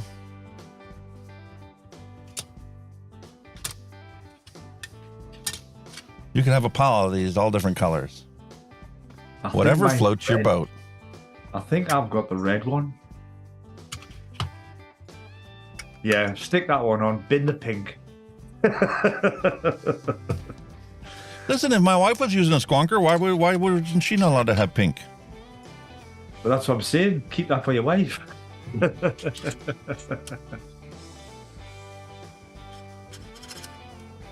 Dimitri Pink.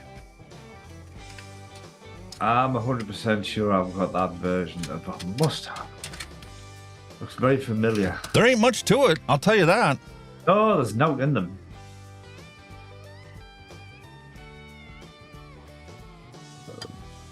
You have the two cover panels.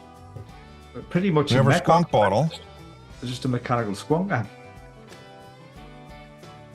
Yeah. No boards, no fancy screens, nothing.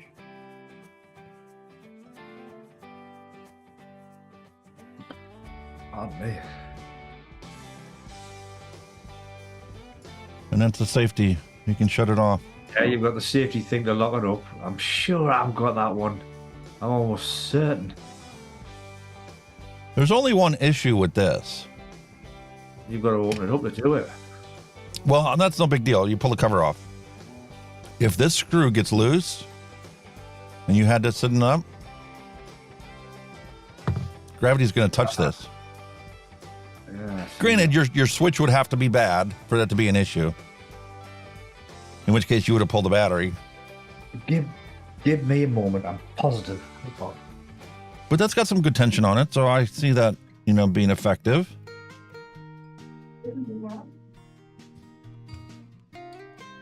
Interesting.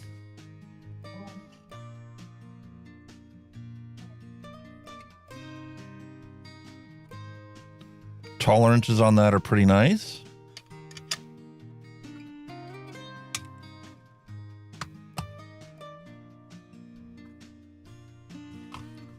let's take a look and see what else it came with. We got a spare. Oh, this is not a spare. This is a battery adapter. So, what size does this thing take? Is it 21-700? Nope.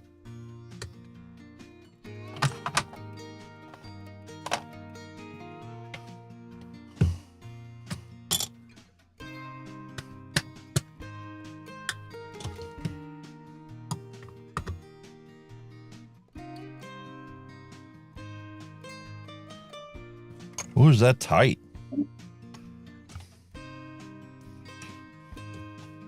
2,700.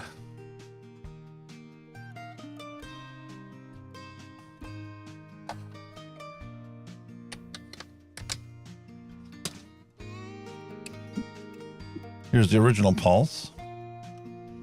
Sorry, boys and girls, but I found it. I found it. What you got there? I found mine. I think it's the same as yours. There you go. Mine's in red. Yeah, nice. I That's knew I had awesome. something about. Mine's in red. Red and black, man. That's cool. Doesn't that look just so cool?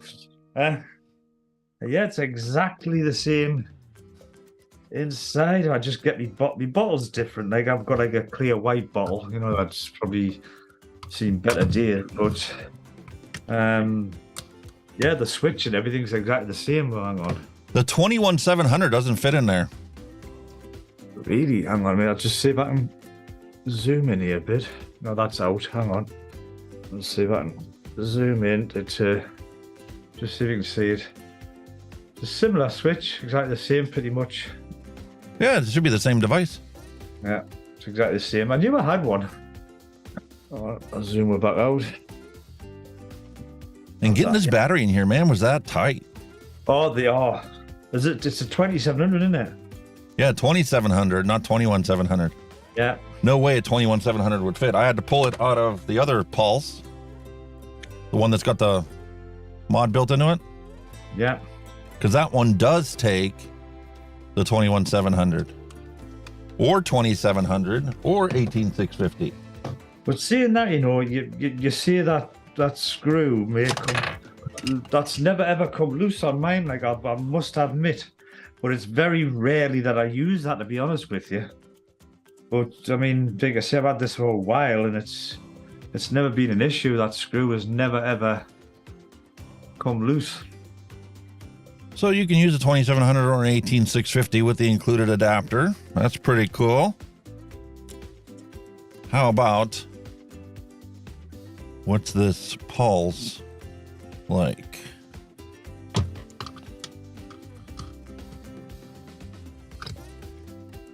Ooh.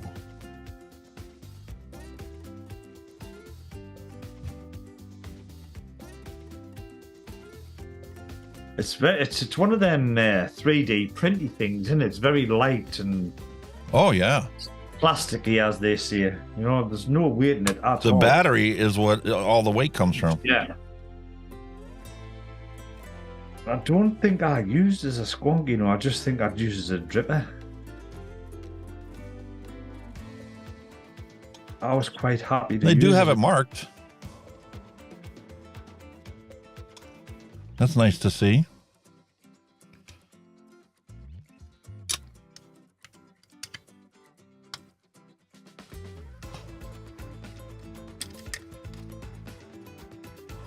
I definitely use this as a dripper. I'm on it. Definitely made for the masses. Tony B project.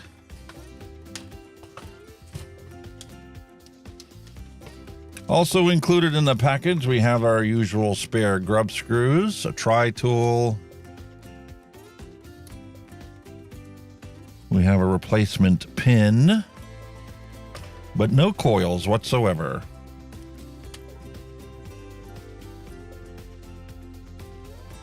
Yeah, I've got me 27. These are the batteries I bought for the, you know, the Wise Mech Exotic. I actually went out and bought some 2700 batteries for that, which are there from our lovely people at Fogstar. Very nice.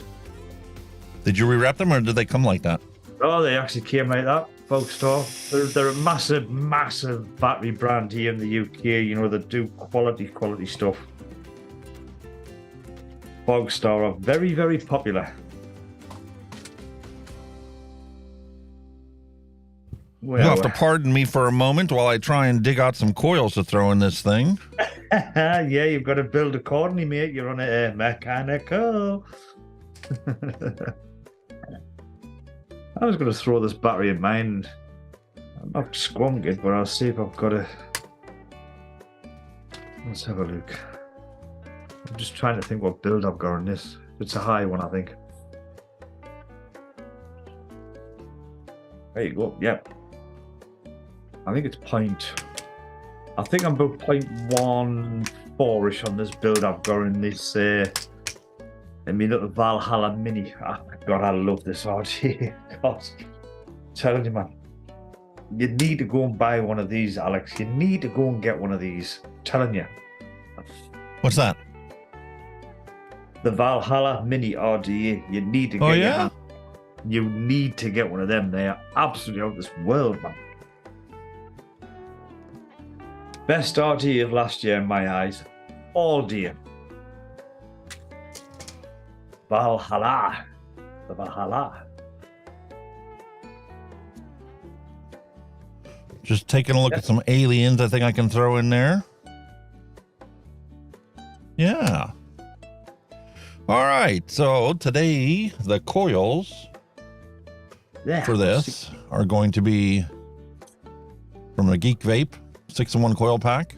NI 80. Single is 0.37, dual is 0.18. And there's what our lovely coils look like. Nothing super fancy, but I think it should get the job done.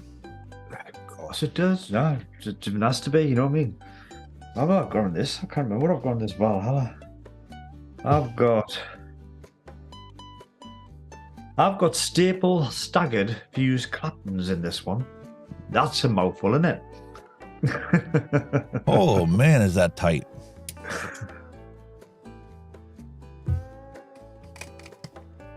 I don't know if I've still got the original. I think I've still got that, but I think it's in the box because I kind of changed it out for, you know, different squonky donkey RDAs. I think it's still half decent, that one, like.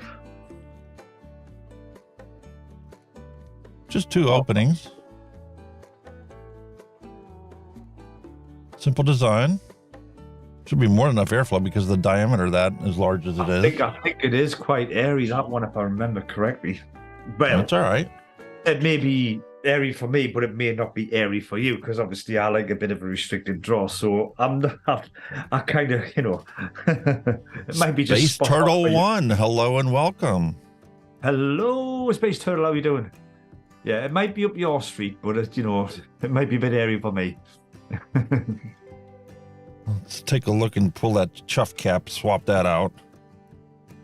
It's your beautiful color. Just for you.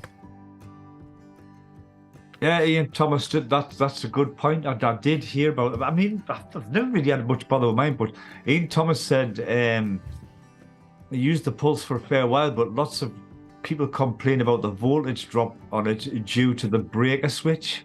But he says your way around that is just to build a bit lower.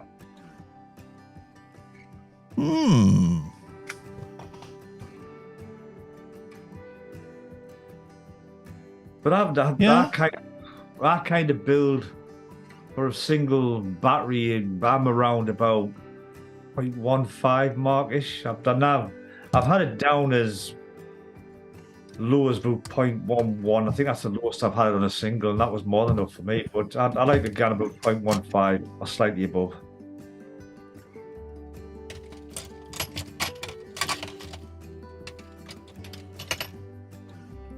The problem with having an organized mess is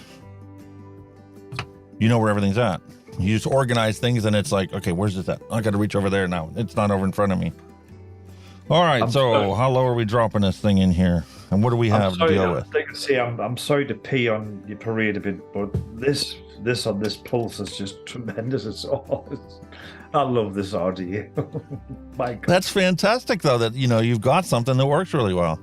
Oh, it's amazing. Honestly, you need to get your hands on one of these. Trust us, you do. You'll Okay. be away.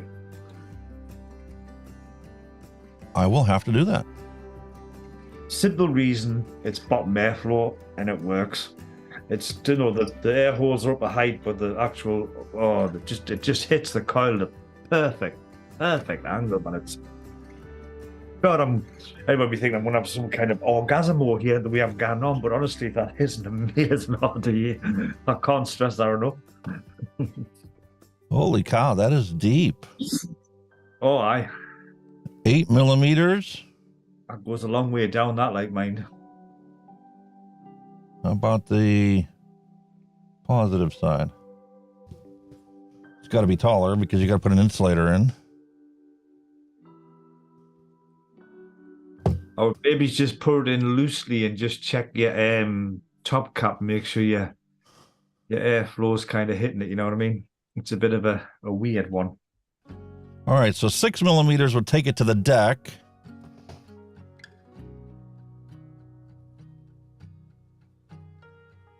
So literally, I should be able to do an 8. If I want it to be just above the coils, the air holes. Just double check where your air holes are. That's all. That's the only thing you got to watch for. I mean, look at the juice wells as well. They're pretty deep as well on it, aren't they?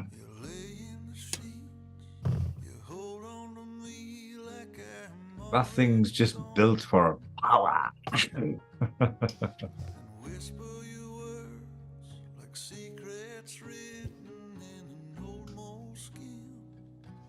Do you prefer the porceless decks? Like, I mean, that's the main thing again, like, because the ease of build. But do you still prefer the porceless decks I have for a long time? Like, they're all right. The thing about them is, I mean, you can design the Bushido.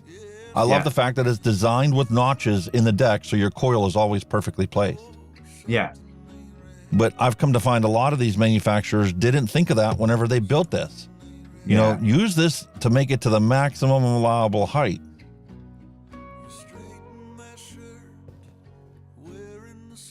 That's just. So is this going to work or not? I don't know. That's just down to the individual manufacturer. You know, that's the quality side, isn't it? You know what I mean? What manufacturers add. VandyVape, did they do a good job? I don't know. That is definitely going to be below the air hole now.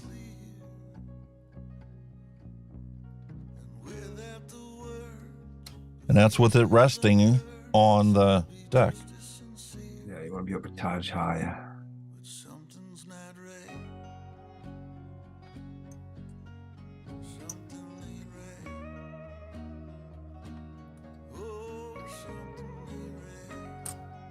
Maybe that's what people were talking about. Isn't that, when you think with their long legs under to get that height. Yeah.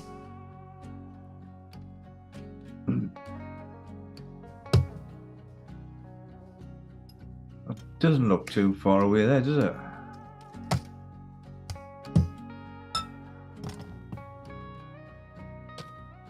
How do I lose things so easily?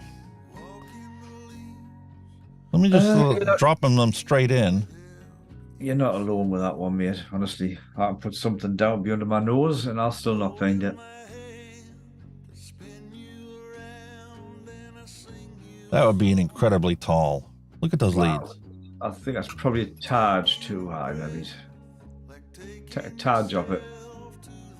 That one you've got in doesn't look too far away, the one you just set up there.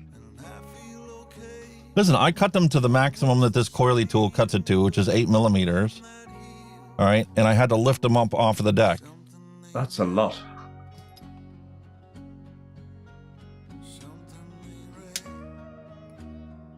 Is the only place this thing has a voltage drop is the... Copy the length of the legs. Is the switch? I mean, you figure you've got this screw here. That's tight. But for it to be able to move, yeah, this is the primary place of a voltage drop. Definitely. But like I say, mine has sat pretty tight for a while, you know what I mean? But listen, if you introduce something like this and it is literally made to the point where you don't have to spend, hundreds of dollars to get yourself into the squonking arena of a mech, that's a brilliant idea. It's an entry level device, isn't it? At the end of the day, you know yourself. Mechanical mods can be bloody expensive, and I mean them bloody expensive. You know what I mean? They're not cheap. And for I should use the camera. Look at that. That's not even in the hole. Oh shit, you're miles off. But for somebody to bring something like that out, to introduce you, because of the lightness and the simplicity of it's just phenomenal. I think it's really brilliant. I don't think I used that RDA, and I think I just stuck my own on. I don't even think I've actually used that dripper that came with it. Did you try it? Nah, I think it's still in the box. Oh, well, certain it is. Or did I get this? Did I buy this as a kit? I don't think I bought it as a kit, to be honest with you. I could be wrong.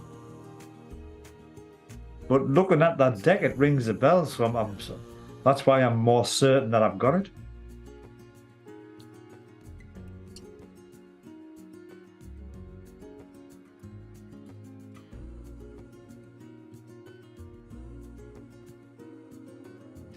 I often wonder.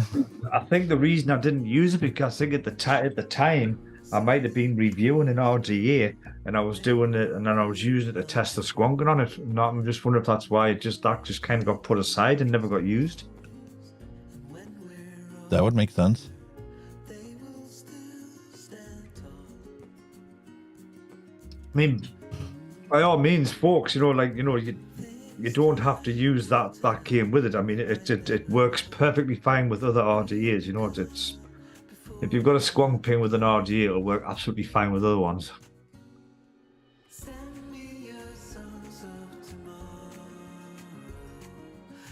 Oh, Ian Thomas is on home brewed butter pecan cheesecake. Oh my Ooh, Lord. That sounds fantastic. Oh, you fucking so just the name's got me mouth watering.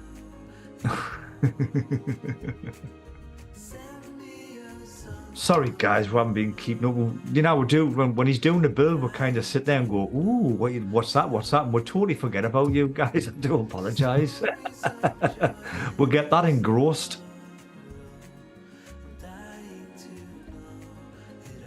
Where we go?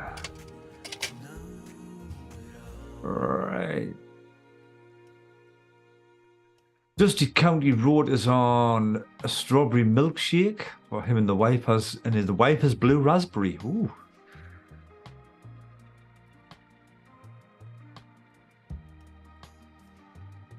Becca Nichols is pod juice mango strawberry dragon fruit. My, that's a long name, isn't it?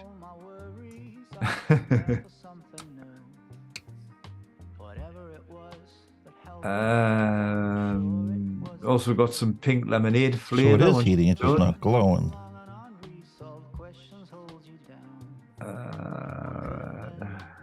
Talk about struggling today, It's one of them ones, is it?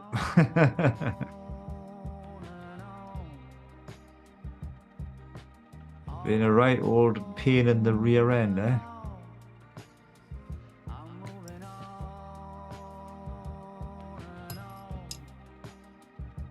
A right old pain. What can I drip on this next? Because I'm starting to dry these out now. Sorry, I'm just enjoying this so much. Well, the resistance on the one coil is obviously more than it is on the other one. Wow.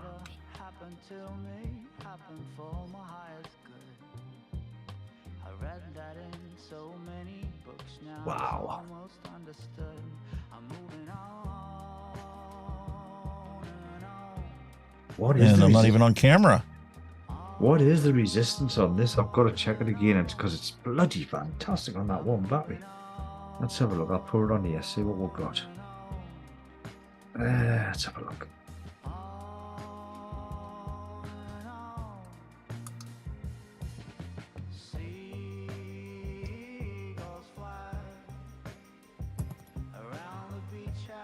That was right. 0.14 is resistance on that coil I have in this Valhalla. That's just Put a my little 0.18. That's my little sweet spot on that 0.14. It's bloody fantastic. Not too hot, not too cold, right up the middle of the road. There we go. Bloody lovely. There you go, they're both firing there now. Pretty evenly.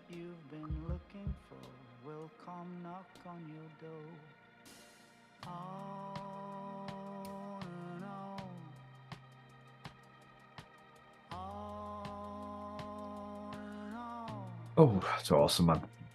We're getting there. You're getting there.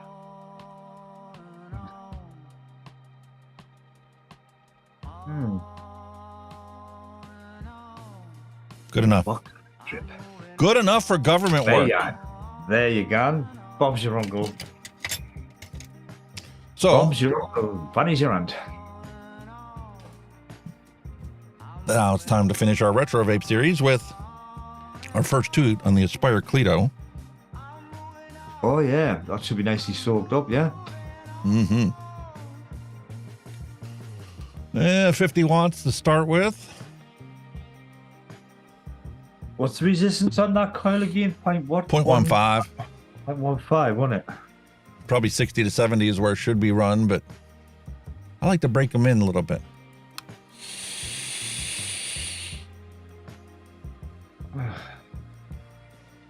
Well, I can, touch on the old calculator if you want us to do. So you're 0.15.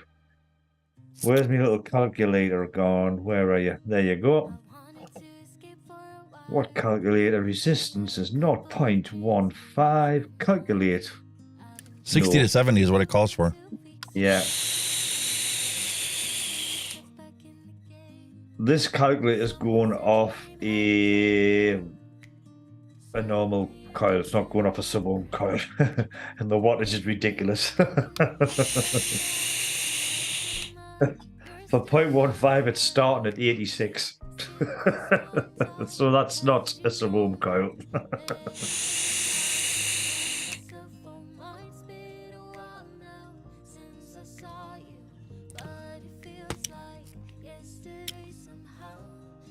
Brilliant, man.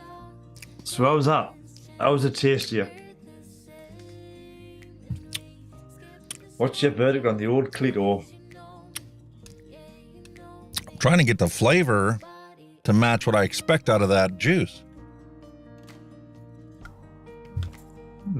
I mean, I know this is the longest I've let this one sit around for that I mixed up, but I wasn't really getting that kind of flavor out of this. Yeah.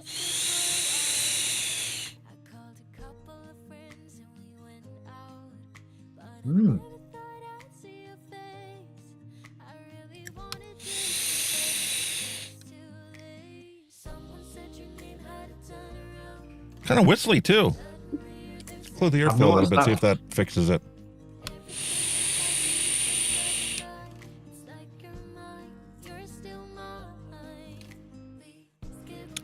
It just got an off flavor from what I expected to be. Yeah. Oh, what the hell was it called again? The Aspire Cleito. When did it come out? They had a whole series of them. This was the Cleito Pro.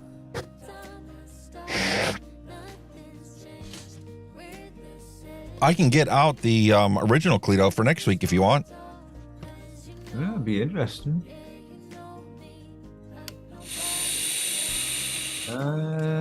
Dangle. Yours is the Pro, yeah? Aye.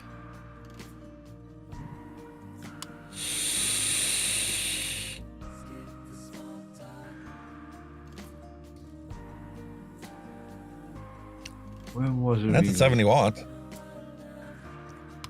Well, you were talking here, right? This is how old that is, right? Are you ready for this?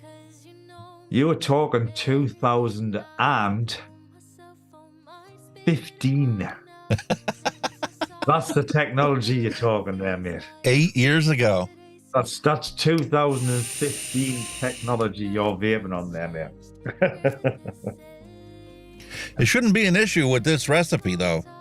No. This is a recipe where the flavor percentages are cranked way up. Yeah. But that's 8-year-old technology. I'm going to have to take this arbiter and fill it up with this liquid to find out, is this one already wicked or is this one just cleaned? No, this one needs a new set of coils. Damn.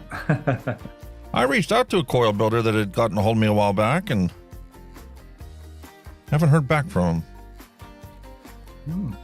So he must be doing pretty good, I guess. He doesn't want more PR for his products. Yeah. But I'm going to throw a set of coils in there later on today. And I'm going to compare it to this and find out, is the flavor on this truly off?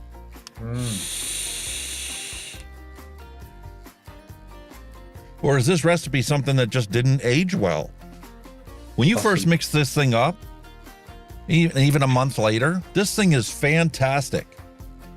I mean, it is a true vanilla bean espresso. Nice coffee, yeah. Nice coffee, but it's got really prominent honey notes in it as well.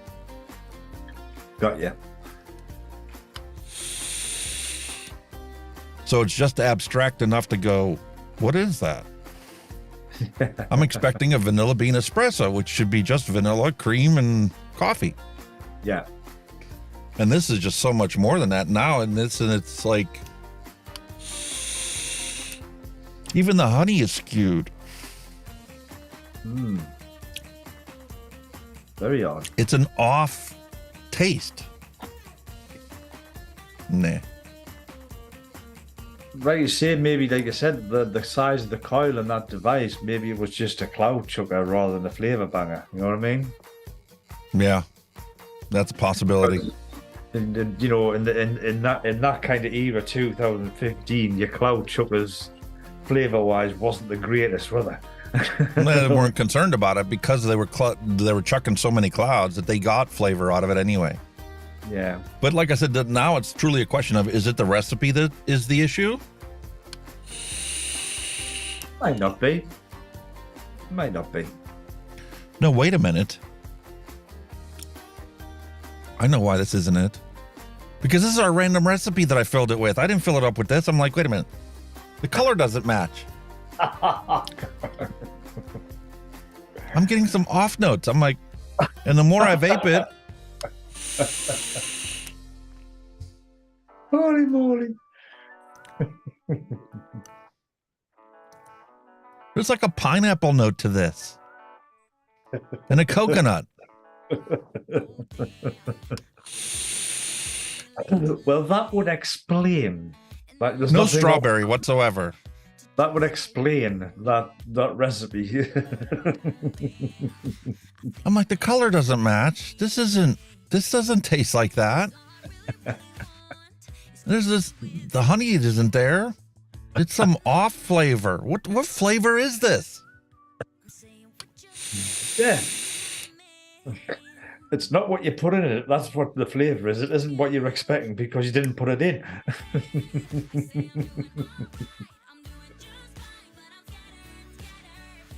Where is it? Where did I put that bottle? Coastal Clouds. It's supposed to be a strawberry, pineapple, coconut.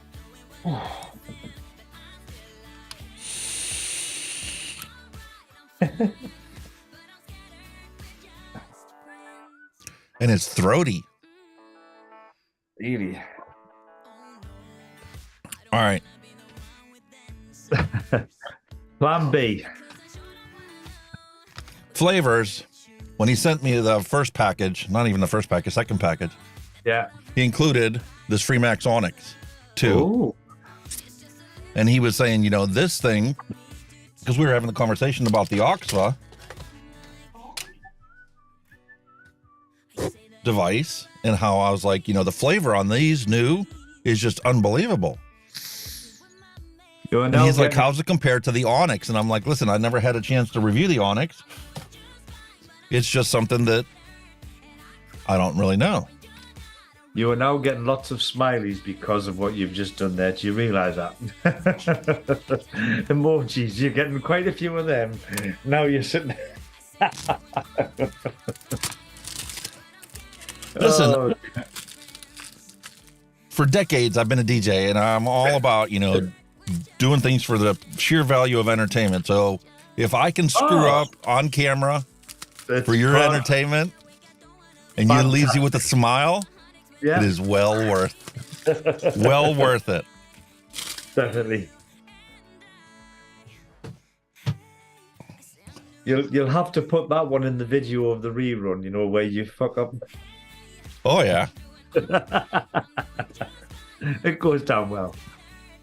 So, is this going to taste like it's supposed to in the Freemax Onnix 2? Onnix. Oh, I've never seen that one.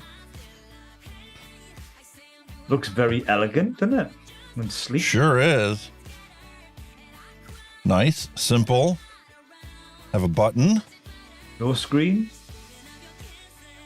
No screen. Awesome. USB Type-C charging. This is just basically a sticker wrapped around the outside of this. Yeah. Which, you know, I really don't mind. That's The actual device itself is red.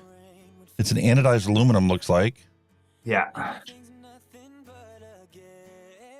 And then here's the coil for it.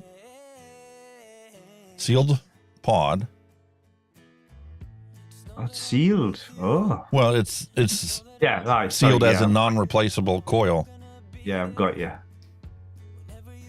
I'm assuming. We'll see in a second here. I'll try and pull it out.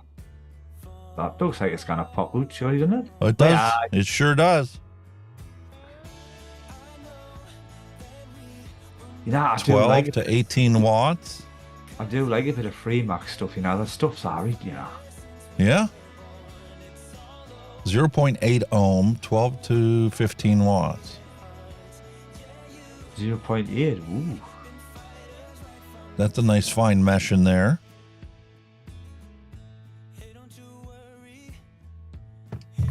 So let's put this Coastal Clouds in it. Probably don't need a drop in there.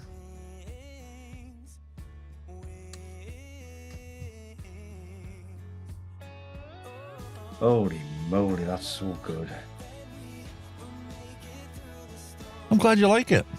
Do you know what it is? That's the first time when I was like hunting for that, I thought I've just whacked this on because I know, because obviously with this one I know exactly what builds in it. I'll just whack this on, you know. And I never even, you know, thought I'd get it. I just said, oh, I'll put this one on here. I'll tell you what it is. It's matchy. Oh, it works tremendous with it. 0.14, tremendous. I'm buzzing. Oh. Well, that's pretty easy to fill. And this rubber on here is actually pretty substantial. Oh, good. It's not like some of those ones like the... Oh, what the heck was it? I don't even have it on my desk anymore. You can see by the rubber that you've got something to grab onto, haven't you? Instead of a daft little strippy thing that you can, Yeah. you can split. And the way that they have it designed to come into the edge here, it's very easy to grab. And this is a substantial rubber thickness-wise. This I'm not worried about ever, you know, being an issue for this thing. Just something you can get a bit of purchase on and grab out of, innit? And that snaps in there beautifully. Nice click. Chili. Roasted. See if it lights up if you charge it. Yep, there you go. You know, I'm a sucker for eating peanuts, you know, and the wife's just give us some little mini packs and just give us some little honey roasted peanuts there. We've got some roast salted peanuts there, and we've got some chili flavour peanuts there. I mean, oh, nice. Nice. I love peanuts. Honestly, I could eat them till I burst. Really.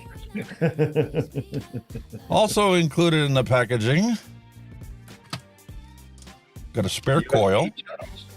Oh, good.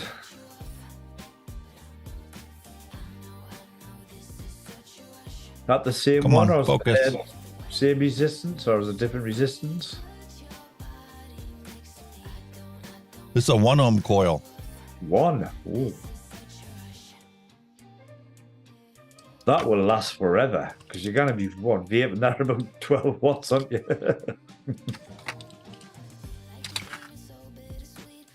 Oh, 3 little charge lights. That's cool.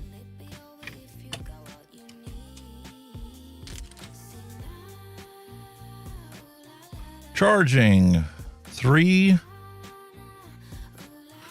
1 white light is 0 to 35%. 2 white lights is 36 to 70%, and 3 white lights is 70 to 100%. Wow, that's cool.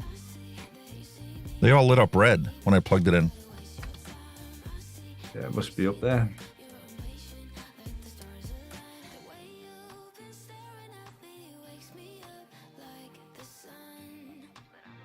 Holy shit. That's that one. Get that of that.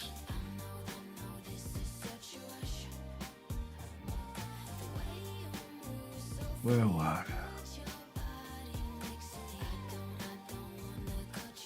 I don't see anything about red lights.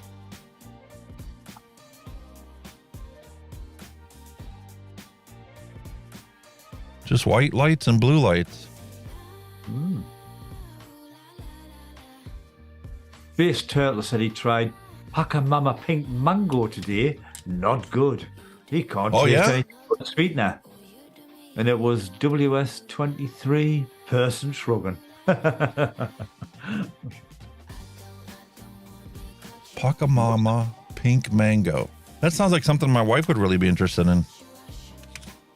Sweetener was WS23 person shrugging. I like that. WS23 is not a sweetener. Yeah. That's a cooling agent. Coolant. Ah, right.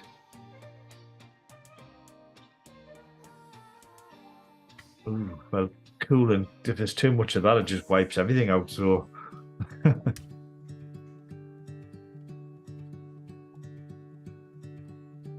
Battery must be too low.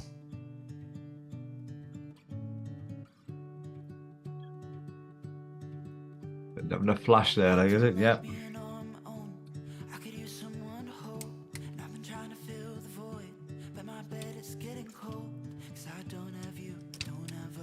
That'll be a silly question, but will it fire while it's charging, do you think?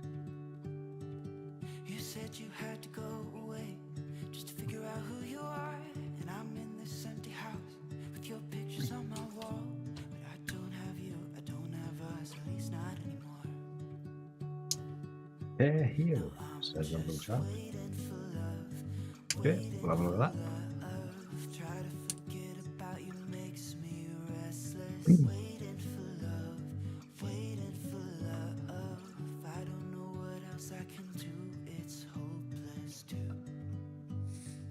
Is it? It's a nice looking little kit, isn't it?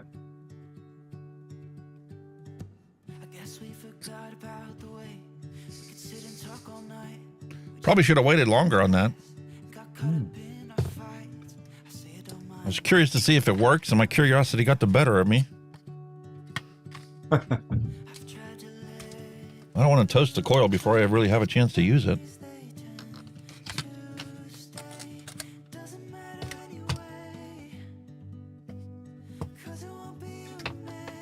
Onnix 2 by Freemax. I like the look of that, like. Yeah.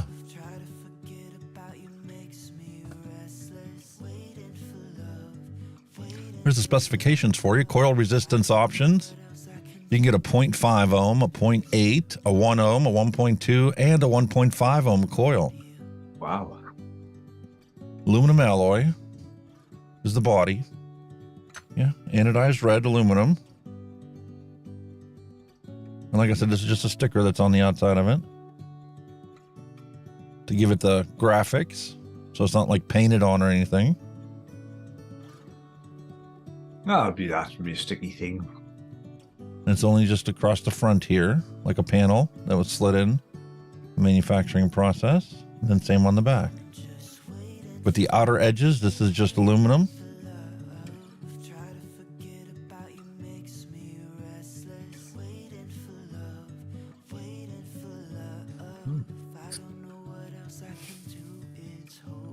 Looks alright. Right, it's a 15 watt kit, isn't it? 15 watts. Looks interesting. You know what? In this tastes much better.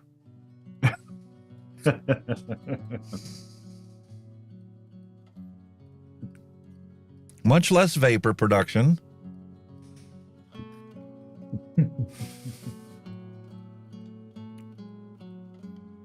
The pineapple is the forefront. You get a hint of coconut.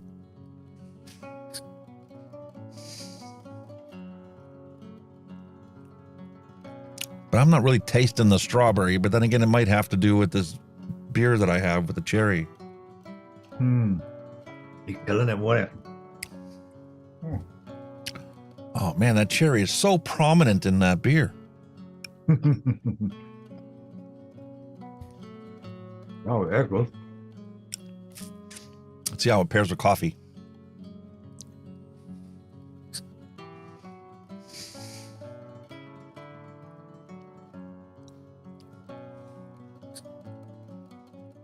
There's a lot of stuff that goes nice with coffee, though.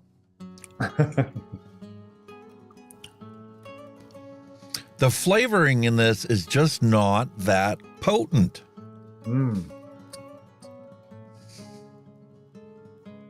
You know how you get some juices that you put in and the flavor is so strong in there that no matter what you eat or drink or have a taste in your mouth from, it just takes over and leaves you with the prominent flavors of that juice.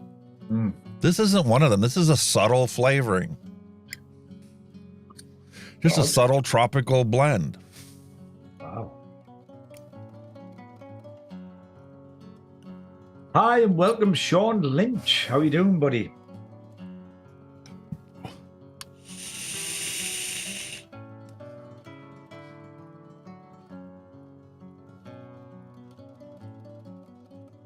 Much stronger in this than it is in that. But it's not the right flavor, though. It's off.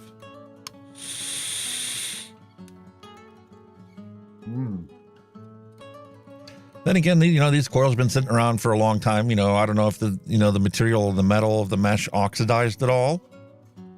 That's a possibility. Might have to go through a tank of this before I actually get the real flavor out of it. Possibly, yeah.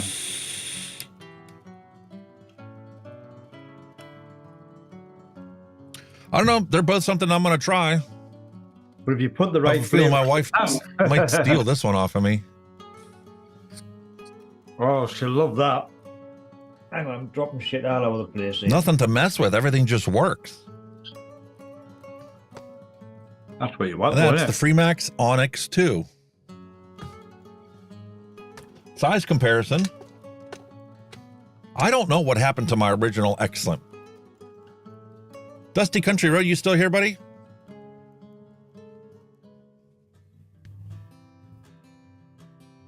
I believe you said that you had the original X-Slim and you were thinking about getting the X-Slim 2. Ah. Is that what you've got now, the 2, yeah? Yeah. This one's the X-Slim C. It's got the replaceable coil. All right.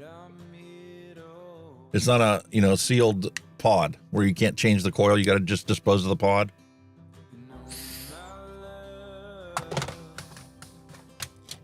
Now, I've got the X-Slim SQ here, which uses the same pod as the original X-Slim. But like I said, the coil can't be changed. Gotcha. In this one. Anyway, somebody left a question on there, and they asked if the X-Slim 1 original X-Slim pod fits with the X-Slim 2 pods, this updated version. The original ones, you like pulled the top off this way to fill it instead of filling it from the bottom, eh? From the side. Right there. And somebody asked me, does the X-Slim 1 pods fit in the 2 and the 2 fit in the 1? I believe they do, but I don't actually have the original X-Slim to compare it. Basically, they're cross-compatible, yeah? Yes, I believe they were, off the top of my head. Now, the C ones, the ones with the replaceable coils, do not fit in this one. Too big.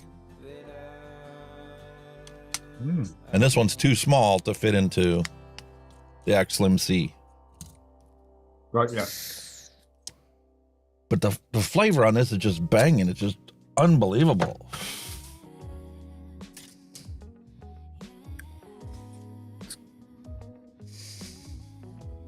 Justy Country Road says he wants to get his wife the X-Slim 2.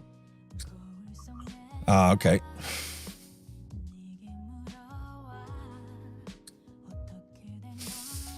I don't know anybody else that has it. Our local vape shop doesn't carry it. There's only one place around here, and I went to the rally in Pittsburgh last year for the We Vape, We Vote bus tour, and that shop had some Oxva products. They had the original Arbiter there that they were selling in the Arbiter too. Well, there's my X-Slim. That's still gone strong. It's still chucking on this like it's mint. Absolutely. When my awesome. mom was in the hospital, I had it in my coat pocket. We went out to Ohio, and I don't know where it's at. I looked in the suitcase. When we came home, it's not in there. It's not in my coat pocket. I don't know if I left it out there. Possibility. Sitting in my original bedroom. I don't know. But I do like this Onnix too.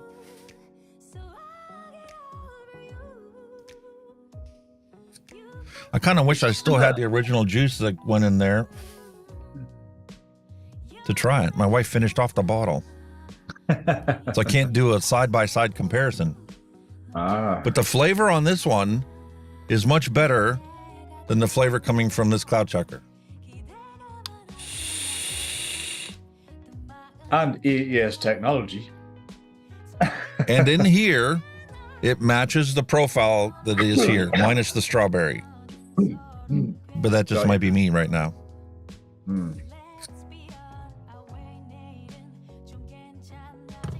So there is something off about this coil.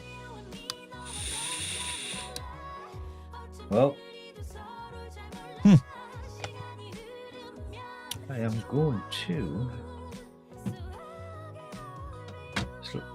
Very nice, very nice. I want to put this. All right, how about we throw some cotton in this and get this BF squonk a try? Yeah, man. But I'm going to just do a little tester here. Let me move the camera to match.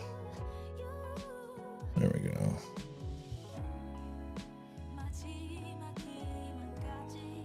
Come on, come to Papa. There you go.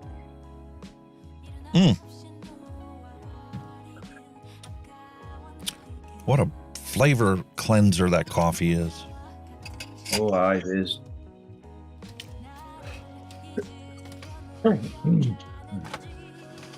So 3mm coils, should be able to slap some of these in there. Keep it simple.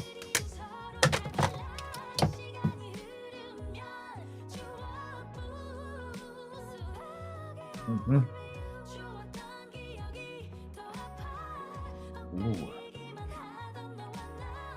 There's some tension. Wow. I'm just talking some of that blue raz milkshake in this Valhalla, and my God, just took it to another level. Very nice. Oh, yeah? Oh, yes. Wow, that's very nice. Oh, that. Oh, There's plenty blue and there's plenty raz. Let's just say that. I think I used 2 or 3 different kinds of blue raspberry now, and I think I used the Euro flavors. Which other one? I'll pull up the recipe here. Ian Thomas is shooting off, so take care, Ian. Thanks for dropping by. Thank you, Ian. Appreciate you stopping by. Oh, excuse me. Wow. Wow.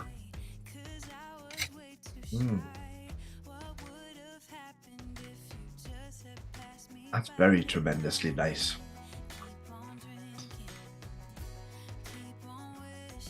That made my day, finding out that the recipe actually turned out really good. Oh, it's really nice, mate. Honestly, I'm very pleasantly surprised. Like I said, I'm normally not the kind of person that, develops the recipes because I'm still not confident in my single flavor knowledge.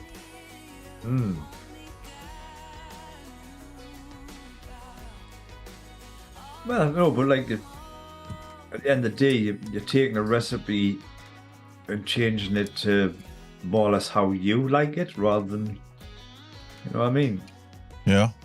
Which is what it's all about, really, isn't it? Like you say, you might try some of these recipes and think that total and utter garbage, but if you tweak and fiddle and faff about with some of the quantities of flavors, etc., you can get it to work for you.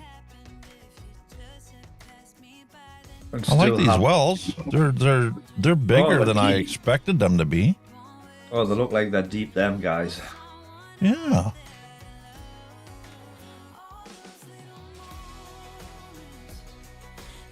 Yeah, that's quite nice in there. Just a little comb out, and those things fit in there just perfect. Yeah, man. Yeah, it's not a bad little device, this, honestly. I've always said it's always worth having just a little mech device as a backup. You just never know.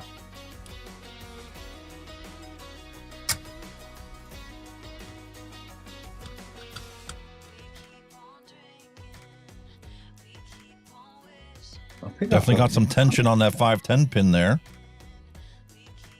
All right, now we're going to do the coffee. Now you're going to do the coffee. Are you sure now? You're definitely going to find the coffee. What we got here? Oh, isn't that cute? Oh, I got the ring. Daddy scratch ring.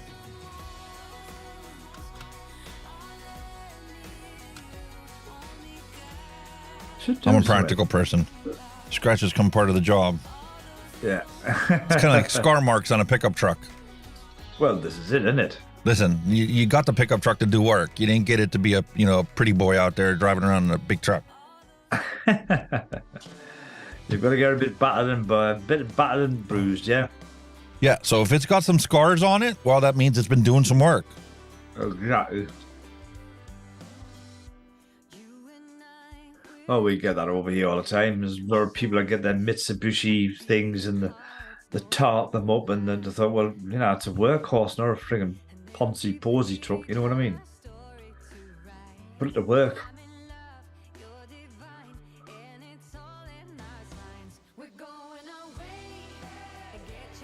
That is really nice in that dripper. Like, it's the first time I've tried that in a dripper and it's really, really nice.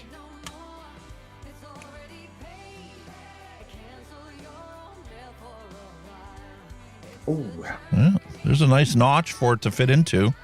That's right, yeah. Definitely clicks. I'm sure I've got still up. I'm sure I've had a quick gig at that, and I can't remember. Right at the bottom of the coil. That's looking good. That should be pretty good. Yeah.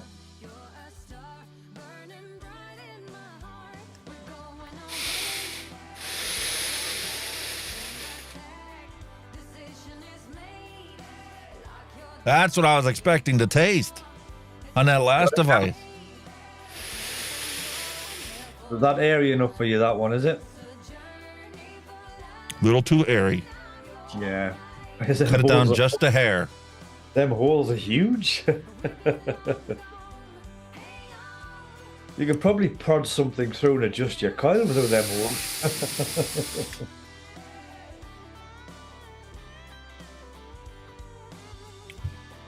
I didn't even check to see if the 510 pin on this was set up for squonking.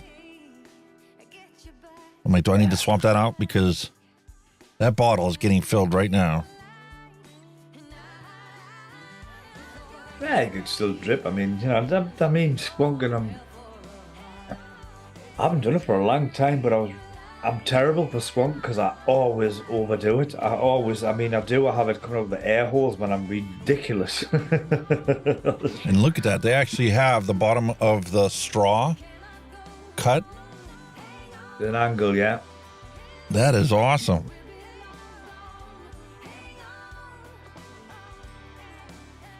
Honestly, it's a nice little mod. Honestly, it's a cracking little mod. When did that come out? When did the BF come out? Ooh, we'll have to have a look. Ian at that. left. You're going to have to fact check that one. So the Pulse BF. When?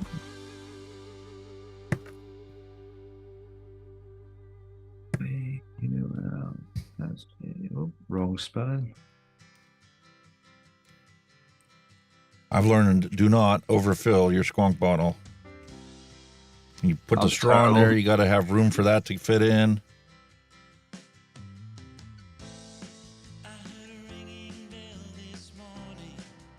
Let's have a look here.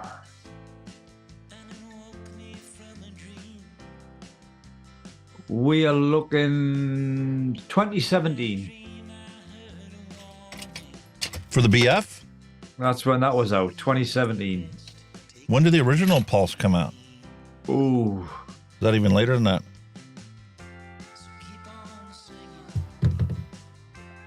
Let's have a look.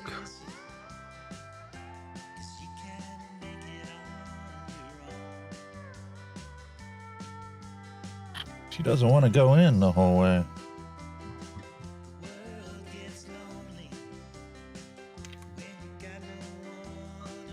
When was the Pulse?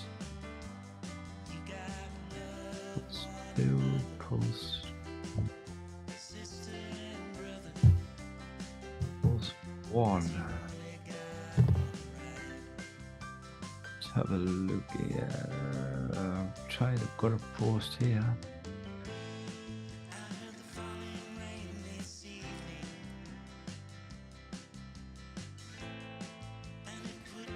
Actually got a little post from the chappie who sorted it out.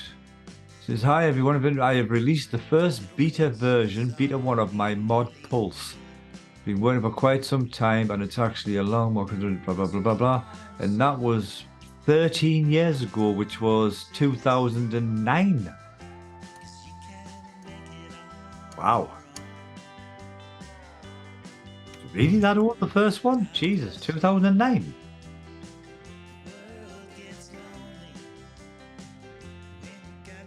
Holy moly, rockamoly. All right. I did manage to finagle it in there. Make sure I didn't throw the kill switch.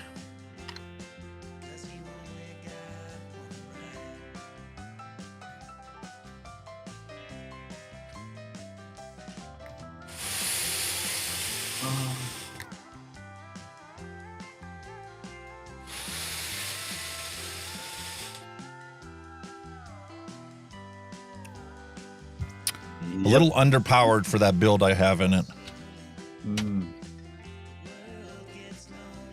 That was 0.18, wasn't it? Mm-hmm.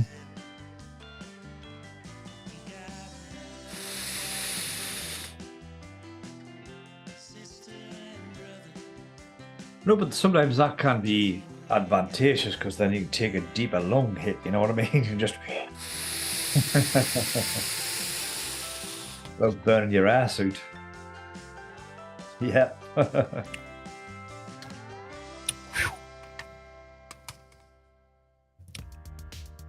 Needs to be built a little bit lower. Yeah. Like I say, I'm about 0.14 in this one, and it's absolutely cock on for me. Right up my alley. Then again, this battery is pretty old too.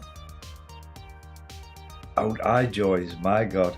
iJoy 2700. It's a 40 amp max. And as is typical with these older tanks, it's already starting to build up some heat.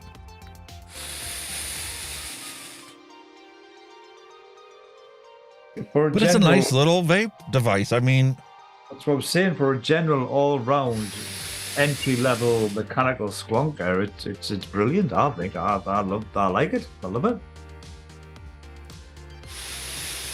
You don't have to break the bank to get one.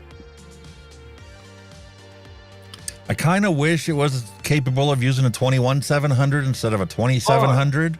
Yeah, definitely. But definitely. Because of the material that they chose for that battery contact to go over from the 510 pin to the battery, I totally understand why they did it this way. There isn't enough pressure on there. If this was made for a 21700, there wouldn't be enough pressure if you had the 2700 and threw it in there to get a good contact. Yeah.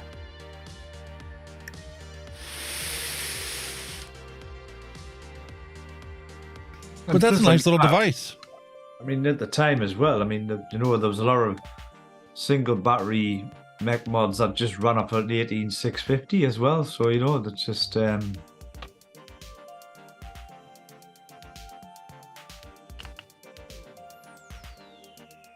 But like, again, when you use a mechs, boys and girls, you do need a little bit of knowledge of Ohm's law, build safely. Don't exceed your battery's capacity. Yes, you need to know what battery you have in there and how much amperage you're going to be drawing through it. Yeah. And it's a simple Ohm's law calculation. You're running it at 4.2 volts, which is what the battery is charged to a maximum of. Mm-hmm. And figure out the resistance, and you'll know exactly how many amps you're going to draw when you fire the button. That's awesome, though. I can't believe you got the red one. I like it. I do like it. There you go, good boys and girls. I do like it. From 2015. Yeah, but it's still going strong. Still going strong. This one's being used. That one's fresh out of the box. There's nothing in here that should go bad. That's the whole point of having a mech in the first place. That's the beauty of them.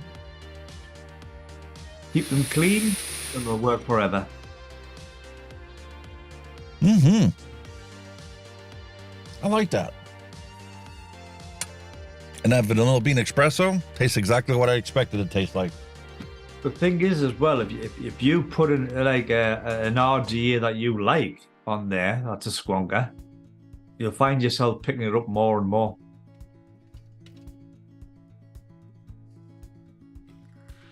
Definitely will.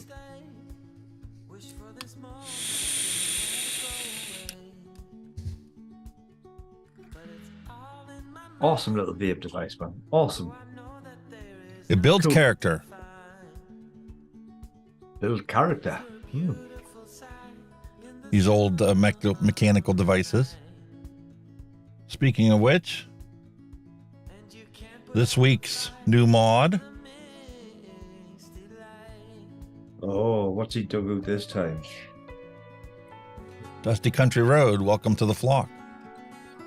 You're here every single week. Let's make you a mod. Give the man a spanner.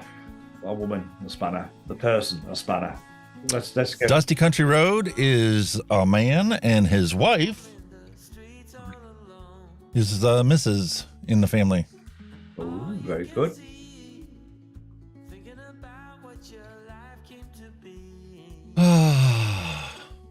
Still a beautiful vape. Still a beautiful day. This stuff, it is just, like, when you get that perfect vape, you just take a moment to savor it. You know what I mean? Wow, man. Wow. Awesome. Yeah. Yeah, I really have high hopes for this thing coming around later on once I've vaped through a tank of juice. Especially back in 2015, a lot of the devices from back in that day, like Sigelli was horrible for having an off note when you first fill the tank up. Yeah. I don't know if what they did as far as preparing their coils, but I think, I mean, I don't know if it still applies today, but I think like in them days, it took a good tank full of juice for it all to come through. You had to go through at least. you had to break in the coils. Yeah, you had to break it in. I mean, I think if I remember correctly, I didn't even vape it at its max wattage. I think my first tank was vaped at its lowest wattage, just to break it in even without burning it out. You know what I mean? Yeah, you don't want to burn the cotton in there because once that's singed, that's it. You're knackered. So I used to probably do them like the lowest wattage out was recommended. Get a tank, maybe a tank and a half, sometimes 2 tanks. It depends. But it does get better. Yeah. I'm disappointed in this smock. You're right about the coil. It didn't last a whole week. Nah. They were notorious for that in them days. They were awful coils. I filled that up twice this past week. And after the second filling, about halfway through that tank, I was starting to get that burned, singed flavor out of that vape. I'd leave it sit there. I'd come back to it the next day, and it would taste good for a couple hits, and then you would start tasting that singe again. Burn, yeah. That was the only. I think that's why everybody gives the bad name. You know, I mean, you know, the mods. You know, they weren't crap. They just weren't very durable. You know, the paint kind of came off them, and the chipped and. Listen, when you go to Walmart and you buy a pair of tennis shoes, you don't expect those tennis shoes to last a whole year. No, but you know, but like I said, the only downside was with them was the coils. The coils weren't the best in them days, like. But you know what? From a business standpoint, they're like the printer manufacturers out there. Oh God, you know, sell it as cheap as possible and make your money back on the coils. And if your coils aren't 100%, they're only 98% or 95%. You'll make your money back because people are going to buy the coils to keep. They're not going to go out and spend another $150 on a device kit. But on the other side of the coin, when you do look back and then you look at them now, they just haven't went out to make a quick buck. They have reinvested in the company, and the stuff they're bringing out now is pretty good. You know what I mean? The nice thing about this one is I can take the TFV9 coils. I've got a box of them sitting there from a newer setup. I'm going to swap this out, put the TFV9 coils in there, and compare the two of them. And I'll report back next week on, is it that much better because you're using the TFV9 instead of the old technology? Probably will be. Dusty Country Road to City. He's thinking about retiring his Hell Vape S30 because the Arbiter 2 just outperforms it. Thank you for the wrench. He will use it with honor. Well, there you go. Thank you, sir. Appreciate you being here every single week. Awesome, man. The Voopoo Drag S. Oh, is that what I've got? Oh, what's this one? Is that what this is? I can't remember. It's just got drag on it. I don't know if this is the S. I mean, that's mine, but that's the one you're thinking of, bud. I think this is pretty cool. It's all right. Quite airy, though. The pods are very airy. If you're not a fan of an airy vape. But, you know, it's got an adjuster there where you can adjust them down. So I can't remember if this one's a drag S or not. Could be. Neutrality, hello and welcome to the show. Hi, Graham. And Space Turtle 1. Can I just highlight now, though, this is Graham. Disco Potato, hello. Can I just say a big welcome to this guy? This is a guy that he's our UK mixing man, Alex. He's the top man for mixing. He's got his own range of juices out. God, Graham, you've got me at a loss here. You've caught us up the.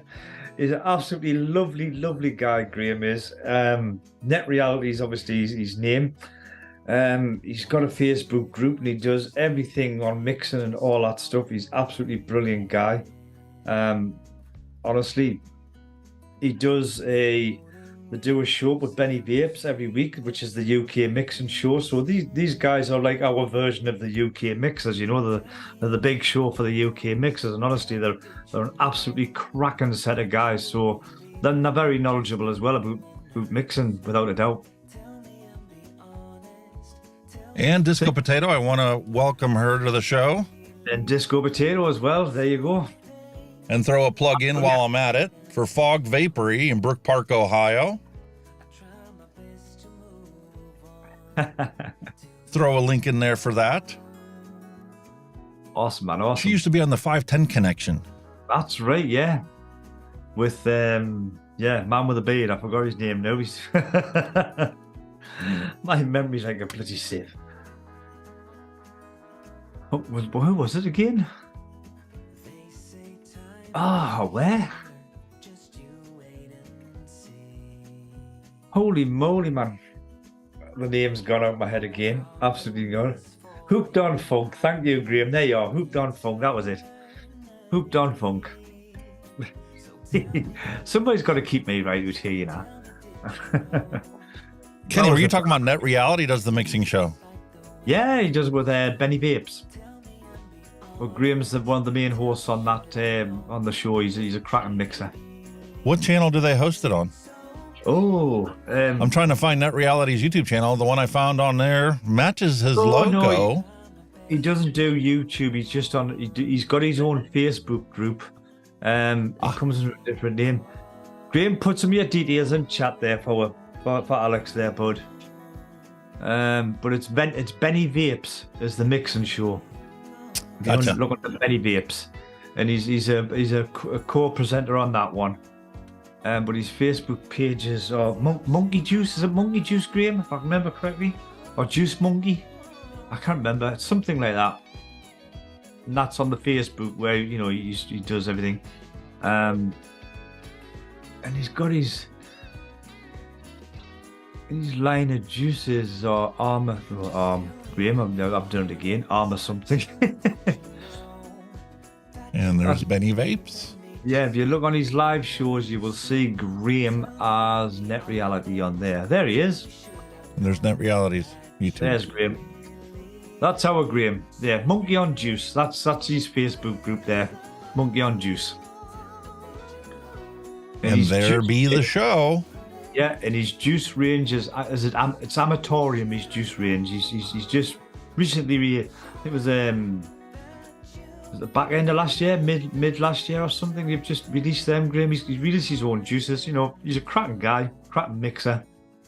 Good set of guys on there. No drama, no note. They just get on with the job and have a good giggle like everybody else. They're spot on. Earlier in the show, we were talking about the rubber cap that's on there. Mm-hmm. And the one that I couldn't remember that I do not like is the one that comes with the Drag X. Because the rubber that's on here is so small, it literally ripped before I even had a chance to try it. Yeah, that's what you were saying. You pulled it off, didn't you? Yep. They put this cover on here, which is, pretty cool. You push it in and then rotate it to get to the actual fill hole. But the rubber that they had inside here was so thin that when I went to open it, it wouldn't open. It actually went in the hole. And then, even going in from underneath with a pair of tweezers to try and push it back out, just destroyed it. Wow. Surprised with that. Aesthetics? I freaking love the aesthetics of it. Nice looking thing, isn't it? The whole King Arthur's Court theme for this whole device. I mean, does that look posh or what? The Very gold small. is just the right shade. Nice leather imprinted on there. Very suave, yeah. And then it got ruined because of the rubber seal on there. It's a shame. And I got a spare tank for it. And guess what? It's the exact same. You done the same. Exact same problem. Oh my God. That's not That's the good. Drag X with their PNPX kit. The mod So itself I will hope be- the Drag S isn't an issue. The mod itself would be good, just be like you say, the issue with the pod itself, or the, you know, that's the way it works. But the mod And I itself think that's would what we'll do next week. Next week, I'll pull that out. I also have an RBA deck for it to try and get it up and running. That was something I picked up Fog Vapory, matter of fact. So we'll do that next week. Why not? That'll be our review retro vape for next week. Yeah, see, I mean, the pods on this one, it's like, yeah, it's just like a lip. I don't know if you're going to be able to say that, like, but hang on a minute, I'm nowhere near them. I'm going to be able to say that's too dark. My lighting's too fucked up with it, but pods like they're on the bottom, so this one's not too bad. Like the rubber. The rubber fill, yeah. That's from Not the too Drag bad. S? I think this is the S, yeah. It's better setup. Pretty much the same, just like that's just leather, you know what I mean? That's like a leather, blue leather, and you know what I mean? Yeah. Pretty much a very similar device. I know I've got one here somewhere. I just don't know exactly where it's at. I'm definitely sure it's the Drag S, like. It's not a bad little device, actually, when it's gone. I mean, it needs filling up, like, because I do use quite a lot, this one. This is sometimes me out and about one, you know, if it's something small and pocket size, it comes out with it. It's spot on. Plus, I've got I'm convinced that I have a box that I lost when I moved the studio into this room. There's a bunch of stuff that I did on my Christmas things, the specials that I put out, that I don't have anywhere in here. Ah. I wonder if it's in my mother's room. It's a spare bedroom that's not used. She stayed with us during COVID, and I wonder if she might have put it underneath her bed or something. A possibility, mate. Possibility. So that'll be on my to-do list for this week, is dig that out, see if I can compare that with the Drag X PNPX kit. And then we'll have a RBA deck for that we'll put on there and build that instead of some other 5-6 year old thing, something a little in the modern decade. Something in the last lustrum. How's that? There's a word for you probably haven't heard. Are you dragging more up to the 21st century now, are you? When's the last time you heard anybody use the word lustrum? Oh, God. In the last lustrum. Never. 5 years is a lustrum. Wow. 10 years is a decade. Nobody ever uses lustrum. Lustrum, they don't, do they? John Wayne used it in one movie. So you've educated us there on that one. I've heard of the phrase, but I've never really, like you say, heard it being used, like you said. And there was a bit of confusion of what it was, but yeah, it's 5 years. That's right. Wow. Mary Nixon, hello and welcome. Hello, Mary. Apologies, we're just about to wrap up the show. We're hitting the 3-hour mark. Well, even though you've been to the doctors, I hope all is well with you, Flower. I hope you're doing well. Definitely. That's something we all put off. I know I've been putting it off for the longest time. COVID was a great excuse not to have to go visit the doctor or the dentist. And now it's like, okay, you know what? It's time to get serious. Time to get this stuff fixed up. You've got to bite the bullet, man. So I went to the dentist last week and week before last, actually, now that I think about it. Because I got another appointment coming Thursday. And I need to make an appointment with my doctor just to get a physical and check up. And I'm not a fan of doctors because every time I go, you come out feeling bloody worse. my issue is the fact that everything costs so damn much money. And even when you have insurance, it doesn't cover everything. Well, prescriptions, obviously, when we pay for the medication, I mean, I think they're around about £9 to £10. That's per item. So if you get a bag with 3, 4, 5 items, that's a fucking lot of money you've got to fork out just for your medication. Yeah, well, It's scary. I don't even want to talk about the price of medications here in the United States. Oh, what? It's unbelievable. And the thing is, the prices at the pharmacy, this is what I think is the total scam in the whole system. The prices in the pharmacy are based upon what insurance you have. If you have Medicaid or Medicare, there's a certain price for things. Right. If you have Blue Cross Blue Shield, you have a certain price. If you have, the local UPMC facility, you have a certain price. Aetna, certain price for pharmaceutical products. Yeah. What store, what other industry do you go out there and go, you want a vape? What brand of cigarettes do you smoke? Because I need to know what brand you smoke to let you know how much this is going to cost you. What? It's weird. Like I say, How is that legal? Yeah, it's one price for all. Over here, you pay X amount of pounds per item for that. That's it. There's no tier. You know what I mean? There's no because you are such and such, you got to pay more. You know what I mean?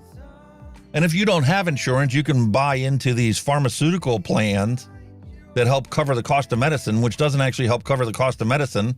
They just negotiate with the pharmacy to set a price that's actually a reasonable value, that if you want to take that pill, you got to cough up that money. But if you walk in from the blue and have nothing, absolutely nothing, well, then they have a different price that they have to go off of. Oh, And who knows what that actual price is going to be. probably more. You know what I mean? Insulin, perfect example is insulin. Insulin costs maybe $4 a vial to make. And there are people literally being charged hundreds of dollars for that vial. I think some people, I've never been with doctors apologies, but I think off the top of your head, if you've got a drug or whatever that you've got to take for life, or to keep you alive or whatever, beta blockers, like you said, insulin, I do think the NHS have a monthly thing you can't pay, which is more affordable than forking out £9 a shot. So it's, I don't know, £8, £9, £10 a month, and that kind of covers the cost of your medication. I'm sure we've got something there in line. That's obviously, I think you can do it. I think you can set it up for anything, but generally for people that's on long-term or lifelong medication, it's a cheaper option. You know what I mean? Here in the United States, there's a simple solution for those whole healthcare problem. Drop the age requirements for Medicare. Really? Let you buy it what it costs the government for Medicare until you turn of retirement age. That's bad. You've got an actual Because I guarantee you, if they did that, the insurance companies would have to cut back on their costs that they charge people for insurance to compete with the actual cost of a real insurance plan. Wow. It's, like I say, I'm not clued up on the American health service at all. I know Obama was, when he was in, he was shouting about everybody, should be getting medical treatment for, this whatever. It shouldn't be on the richer or, the more better health care you get. You know what I mean? Yeah. But, the problem is the lobbyists, the pharmaceutical industry, the healthcare industry lobbyists got involved in the enactment of that law, and it didn't end up being what they originally planned out for it to be. It was plan was everybody was going to win. If everybody buys insurance, the actual cost per person is going to go down. But that's not what ended up happening. It's kind of, like you say, it's kind of depend on your wealth, isn't it? Which the whole Obamacare system was set up based on that to compensate for the cost inequities in people's, income. So if you were poor, the government would subsidize your insurance plan a certain percentage. But the thing that sucks about it is, once you do buy that insurance, it only covers 60%. Is that all? Jeez. For the base plan, the bronze plan. And the best plan that you can buy only covers 80% of it. So you still have to cough up 20%. So if you go in for a procedure, perfect example, my mom had a pacemaker insertion, right?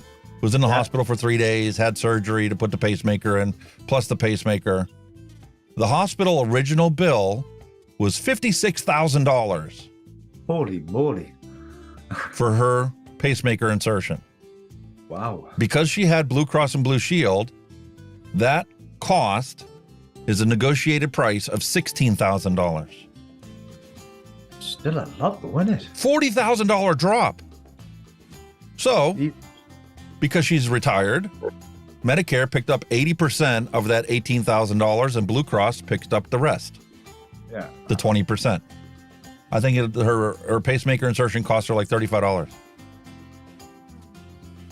But even Because so, one of the labs wasn't covered or necessary according to the insurance company. Even so, without that, like the age benefit, like you say, that last balance of $18,000, that's still a lot of bloody money to pull out. You know what I mean? A lot. Yeah, the government coughed up 80% of that, and then Blue Cross paid off the remaining 20%. But if I were to walk in there and then the doctor says, "Oh my God, you had a heart attack and you've got AFib, and now we need to put a pacemaker in," I would get the bill totaling $56,000. Holy shit! Without insurance, that's how much it would cost you. I suppose the same would go for the UK. I suppose the actual, if we knew the actual expense of a run-of-the-mill operation, I don't know, get your tonsils out or something, it could be thousands, but, it's information that we don't really get told as such. We just think that NHS, we're going for an op, we're going to get done, we'll come out happy days, you know what I mean? Nobody thinks of cost and what it's going to cost.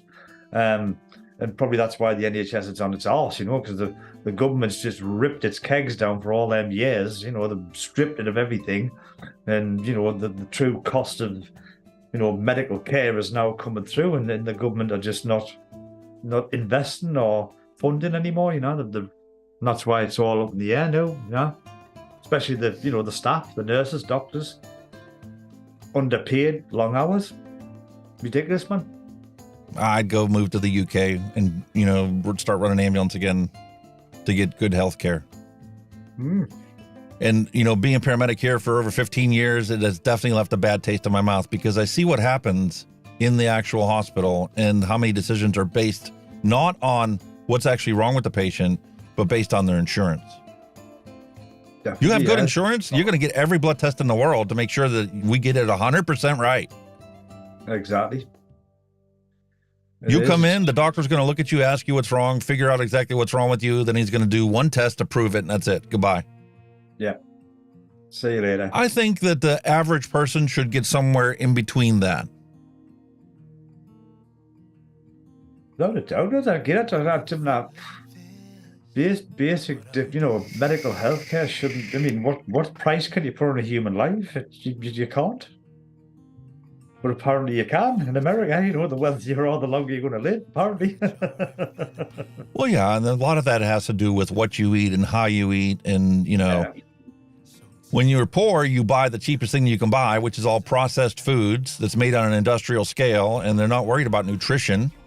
They're worried about satiating you so that you're happy buying that product and consuming that product. Mm-hmm. You feel satiated and you're happy with the product, you're going to buy it again. Yeah. It's probably like you say, like a minced beef, like a nice minced steak, which is top end. But if it's not top end, you get all the shit that's come off the rest of the animal that they just all the organ meat and stuff that's put in there as a filler. Yeah.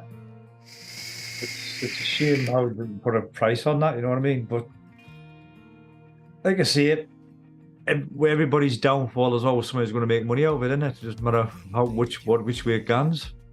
Yeah. Mary Nixon says it was just at a checkup. She got my meds, and now she's home and getting her NIC level back up. Awesome. Yeah, like I said earlier in the stream, I can't tell you how much of a difference I feel now that I'm back using 6 milligram consistently. I don't have, the foggy brain anymore at all. And, yeah, I do get absent-minded from time to time, but it's nothing like it was when I was using 3 milligram. I tried. Or 0 milligram. I tried upping mine once because I found I was chain vaping a lot more. I was hammering it, and I thought, well, I'll go back up, just the next level. And I just couldn't vape it, honestly. I tried, and it just... Your body doesn't need that much, and you're going to adjust what you use based on what your body needs to have. But I thought with this chaining, I thought maybe I just need to up it a bit, but that was the opposite effect. I felt awful. Yeah, and that boils down to the fact that that's the things that we've learned over the course of our life on how we cope with stressful situations in our life. Plus, we are creatures of habit as well. You know what I mean? That's, you say, well, I'm going to stick with that, and you do, don't you? You know what I mean? It's just, change is very hard. Like you say, the first step of quitting smoking, we're a creature of habit. That's what we do, and it's pretty hard. Yeah, That's because before we tried to quit smoking, we had the same brand every single time. Yeah, that's it. It took an awful lot for the cigarette manufacturers to offer specials or sales or discounts to get you to literally switch. Mm-hmm. If I walk into the gas station to buy a pack of cigarettes and they were offering, try this one for $1, we'll give you the coupon and it only cost you $1. Oh, I'd buy that plus my usual pack. God. Because I try that one, and if it's not as good as my original one, I still got my original one to fall back on. But to save the $8, I'd smoke through that one.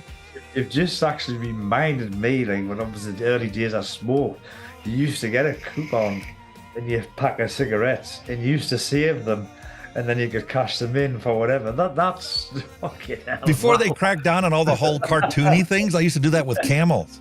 They used to have camel bucks in the things, and we'd save up for it. And I had T-shirts and jackets and all kinds of stuff. Zippos that had camel logo on it. I mean, you literally had to smoke like a trooper, because obviously you had to collect hundreds of tokens to get something half decent. You know what I mean? It was like a It didn't change the way I smoked. Oh. No, I already smoked like a chimney. Yeah. So I felt being, rewarded for sticking with that brand. That's the only difference it made in me. It didn't make me want to smoke more. It just made me stick with that brand. That's it. Yeah. Oh, that's just like I said. That was just a flashback there with them. I thought, Christ, I remember collecting them the coupon. For me, it was Camels. I and the thing was, all the Camel brands had the same coupons on it. So I would switch up among the Camel brands. When they came out with those Camel wides, they were really fat and just as long. I switched to those. Because I smoked less when I did that than when I had the thin ones.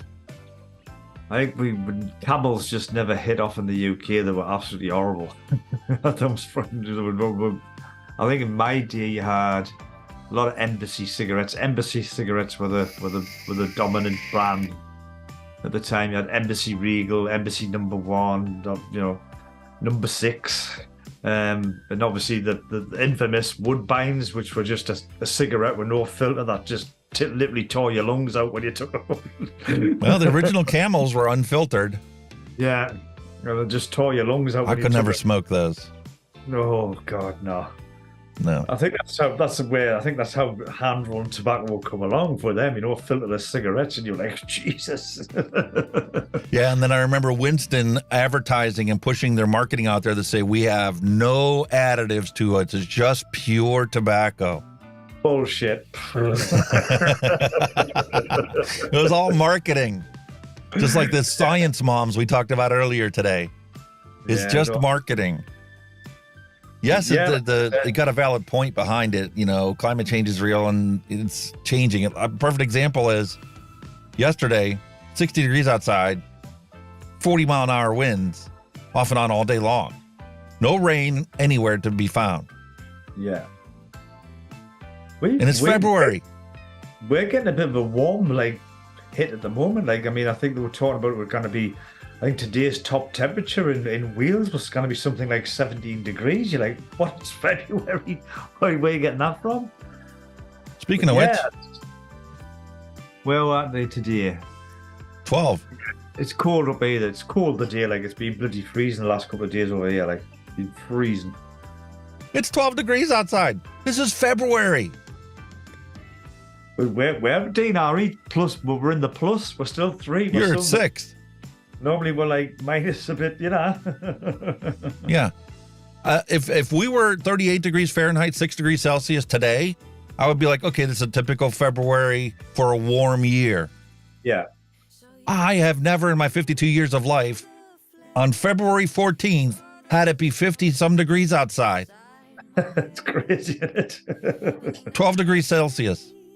And like you said, they don't believe in global warming. Well, And the something's thing is, wrong. I get messages from Amazon and from Google about, my pictures from years past. I got 3 or 4 years, in the past, today, where we got a foot of snow. Yeah. Minus 3 degrees Celsius outside. Wow. It's scary, isn't it? Madness. And here we are. It feels like a spring day outside right now. I mean, Because the we've wind's had actually not blowing too much. It's been a nice sunny day that when you like stood out of the wind and that, you can feel the heat of the sun. But when you go out, it's very chilly. But it's unusually warm for us as well. But if that's what they want to call it warm, but I still think it's bloody cold. Not over here. If it was 12 outside, you wouldn't be saying it's cold. Nah. You'd be like me going, what the heck is going on? Dusty Country Road said she had her windows open today in Ohio. Her windows are Ohio, open yeah. today. That warm. My God. We've got the heat off. It's been off for almost a week. Wow. Had one night I turned it on. Crazy. Great for the gas bill. And the Oh, electric bill, might as well talk about. Oh, don't even go there with them with me. Don't even. That's a very sore point with that slot. Yeah, I know. I know how much it costs. It's ridiculous. Especially when they've just announced all their profits last week. Unbelievable. And here in Pennsylvania, if you head east, when you get to the mountains, it's nothing but windmills all across the top there. Free energy for the companies generating your electricity. Yeah. They had the initial investment of buying the windmills, but I'm sure they've recouped that cost by now. I think we had, I think it was on the TV, we had like a breakfast show. You probably have something like the same yourself in America, the breakfast show, the news, all that crap, And they had the CEO of Utilita, who are, an energy supply over here, after he announced £100 million profit. And he was squirming. He was absolutely squirming. He says, well, no. He says, it's not £100 million profit. He says, we've still got costs to come out of that. And I'm thinking, hang on a minute. No. You don't report a profit. When I'm thinking profit is what you make after you paid your staff, your bills. That is profit. That's what it is in my head. No, it's not. No, that's just a misconstrued figure. We've got this to pay. And he was squirming them, going, no, mate, it's profit. Profit is profit. No, Listen, no. He was. It's tax season here in the States, okay? It's time to prepare your taxes. You got till April 15th to file your taxes. So I'm in the midst of, calculating taxes and how much, you make and you lose. And believe me, I know this channel, one of the main reasons why my wife is so supportive of this channel is because everything that we buy for it is a tax write-off. Yeah. This is a business that's been set up. Yep. And the purpose of it is to advocate and create content for YouTube, and the YouTube content's out there. And eventually it's going to generate some income. We all know it's not going to be much because of the way YouTube, shadow bans it or whatever, but that's neither here nor there. The point is, as an artist, I'm creating content, and you have to buy stuff for your set. You have to buy production materials. You have to buy new cameras. Perfect example, the computer. I'm down to less than a terabyte between the 4 hard drives that I already got on there. I got like 8 terabyte worth of space, and I'm down to 1. So now it's like, okay, the main hard drive is a 1 terabyte PCM-CIE M.2 hard drive. And those sticks, that needs to be upgraded, doubled to a 2, because there's, like 200 gig of space left on it. Which is becoming a problem because, like, the bumpers I made, you download all these video assets, that starts to accumulate, plus every show's recorded. So that all needs to be moved onto a storage drive. And the main hard drive needs to be capable of adding more programs. Have you ever thought about a server, like a NAS server? You ever thought about anything like that for your storage? I mean... I got it, but it's to the point where it's like, I've got multiple computers in this house doing IT for all these years. Yeah. And I've had them set up. It's not worth the energy storage for it. Really? To run a separate computer. When this computer can handle 12 hard drives, it's already running 24 hours a day, 7 days a week. But basically, it's a running NAS server anyway. Essentially, that's what it's become. Yeah. But it's like, why should I run a separate unit, separate power supply, separate everything, and then have the network traffic load on top of it? It's like, it's not worth it. Yeah, okay. I can't say the pros and the cons of it. And like I say, it depends on how you're going to use it at the end of the day, innit? I was just looking on there, an old style hard drive, I can pick up an 8 terabyte for $120. I think some YouTubers, whatever, just use them to hide their videos on as a backup rather than anything else. You know what I mean? So I have every video I've recorded on here from the very first day. I still have it on the hard drive. Oh, I have not. I've been them. I didn't have the room, to be honest with you. I just whatever goes up there, it GANs up there. If it GANs, well, this computer was specifically built for this channel, for YouTube creation, content creation, and stuff. So its purpose is there to store all this stuff. And if it's only going to cost me $120 to get 8 terabytes of storage, that takes me up to 9 terabytes of free space. And then if I replace the main hard drive with the 2 terabyte one, yeah, I got 10 terabytes of storage. That'll be good for another 5 years. I must confess, my machine wasn't built for this. It's just a general home family computer. I mean, when I'm done, the kids come on, play games, and fucking God knows what. So it's just a general home computer. So storage to me, it doesn't really bother. I mean, I've got plenty of stuff. I mean, I've got 4 hard drives in the machine, which is more than enough for my general use. Like I said, when I do a video, I did used to save videos. But again, it's like you said, you started munching through hard drives, and I thought, I didn't want to stack a hard drive with stuff on that I'm probably never going to look at again. So that was me thinking behind it. I started off with a 1 terabyte hard drive for the operating system, a 1 terabyte hard drive to actually do the recording and have the actual assets that I use for live streaming. I got a 2 terabyte solid state drive in there that I just added a year ago. And then I've got myself a 2 terabyte regular hard drive for storage. Way more than me. I think 1, 2, 3. I think all my hard drives combined are probably about 2 terabyte.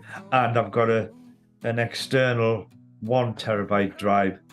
But that's it. I mean, anywhere near that. Yeah, last year I upgraded the memory in the computer, so this year I'm upgrading the storage space, the hard drive space. And then the other thing is, because I'm now upgrading to a 2 terabyte M.2 drive, I'm going to Gen 4. So instead of having a 5,000 megabit per second write speed, I'm going to 7,000 megabits per second write speed. Whoa. And I got lucky. When I built this thing was before the whole GPU shortage. So I actually got an RTX 2060 for $350. That's okay. That's good, that. And looking at the new cards that are out there, the 3060, and then there's one that's supposed to be released next week, is the 4060. It's only a 20% improvement over the card I have now. Yeah. There's no need for me to upgrade the graphics card or anything else in there. I just need to add storage space. That's it. Yeah, see, I've just my boys, my sons. I think I mentioned it the other week. My son's graphics card went down a couple of weeks ago, and I think we've just bought a used one. I think it was the GTX 970. I think it is 4 gig thing, and it runs like a dream for what he wants. You know what I mean? He doesn't have to have no flash. You know, and it's running a treat for what he does it for. It's spot on, and it only cost 70 quid, £70, which is. But seeing that last year, graphics cards here last year were phenomenal. That same card. Oh, the prices now are ridiculous. If I wanted to buy a 3060, you can't find one for the retail price. Nah. They're at least 15% marked up over the retail price if you can find it that cheap. There's plenty available with the 30% markup. But like I say, the second-hand market ones, like I say, that same card last year would have cost you double. But the prices have dropped a bit this year from in the second-hand market, you know. So you can pick some decent cards up with reasonably good money. Yeah. But here. for second-hand stuff, but like I say, new retail, it's through the roof again, isn't it? It's absolutely ridiculous. Yep. Everybody's like, oh, well, you shouldn't wait for the 4060. Just get the 4070 Ti or something. And I'm like, why am I spending $800 for a graphics card that is only going to give me a 20% improvement? Nah, not worth it, is it? When I render things, that's an hour long and it only takes me 5 minutes to render it, I don't need a faster graphics card. Why? So it renders in 4 minutes instead of 5? Like I say, out of everything I've done, I'm lucky if I've spent 10 minutes rendering, and that's more than enough for me, And when I first started, remember you rendered, you were sitting there 30 minutes, 40 minutes, an hour. I used to just hit render on a night time and go to bed. Just go up and do in the morning. The only reason I would buy another graphics card is to add more monitors. I've got 4 set up right now, and the way my desk is set up as a horseshoe, it works. My ultimate goal would be to rotate this desk 90 degrees, buy a desk to go that's just this one wall, so I can put all the flavors on this side, and then when I'm facing that way, this side will be actually for builds. So like I can do coil builds and that kind of thing. Right, and then that way would literally be like a news desk, because now the wall is 4 feet past the end of the desk. Got you. Yeah. So I could use a different microphone than this. I could use a lapel mic or I could use a boom mic, because it wouldn't be an issue of it bouncing off the monitors. But if I do that and I turn there, I need monitors off to the side and then off to this side. Got you. So I basically take an HDMI splitter for this monitor and then it's just mirrored. Yeah. Or I could mount a monitor on the wall. Because it's actually cheaper than buying an actual computer monitor. Why not just buy the TV? That's what I was talking about. I could get a TV monitor to the wall. I can get like a 46 or 50-inch TV to the wall for like $150. Yeah. It's better and cheaper than the computer monitor. It was like $250 for a computer monitor. I think my son's, he hasn't got a monitor. He's got a 32-inch TV, HD. That's brilliant. That's what we put in our camper, 32-inch TVs. They were $89, clearance at Walmart. I mean, I've got like a 4K monitor here. It's only like a 28-inch, but it's a 4K one. But reason for that, it helps us with me editing. When I'm doing my editing and all that stuff, I do use 4K material now and then. So, that's the only reason. Otherwise, a 1080 would still be fine. But that's the only reason that I would switch to or buy a second graphics card and bump the other one down into the other slot, is so that I could have a 4K monitor for editing. Well worth it. Well worth the difference. It's unbelievable. Absolutely. You get 4 times the resolution. Plus, like I say, there's still not a lot of 4K material out there. You know what I mean? There's not a lot. No, but your camera records in 4K if you let it. Yeah, I say like there's not like a lot of broadcasting done in 4K or anything like that. You know what I mean? So when you do get proper 4K, like it's fabulous. But on the editing side, honestly, it's a different world. It's black and white. The stuff you can pick up and see better, and if you're doing a bit of color grading, it's amazing. Absolutely awesome. Dusty Country Road says he has solar panels. It's a lie about wind and solar. There's no way to do it and make and save. There's no way to store that much power in reserves. Yes, there's no way to store it right now, but battery technology is evolving in leaps abound. Matter of fact, there was a conversation Steve had a couple of weeks ago on his live stream about battery technology, and the new battery technology that they're waiting to drop will literally take like your cell phone. Instead of having to charge it every day, you can charge it once a week, because the storage capacity is that much better on these new batteries.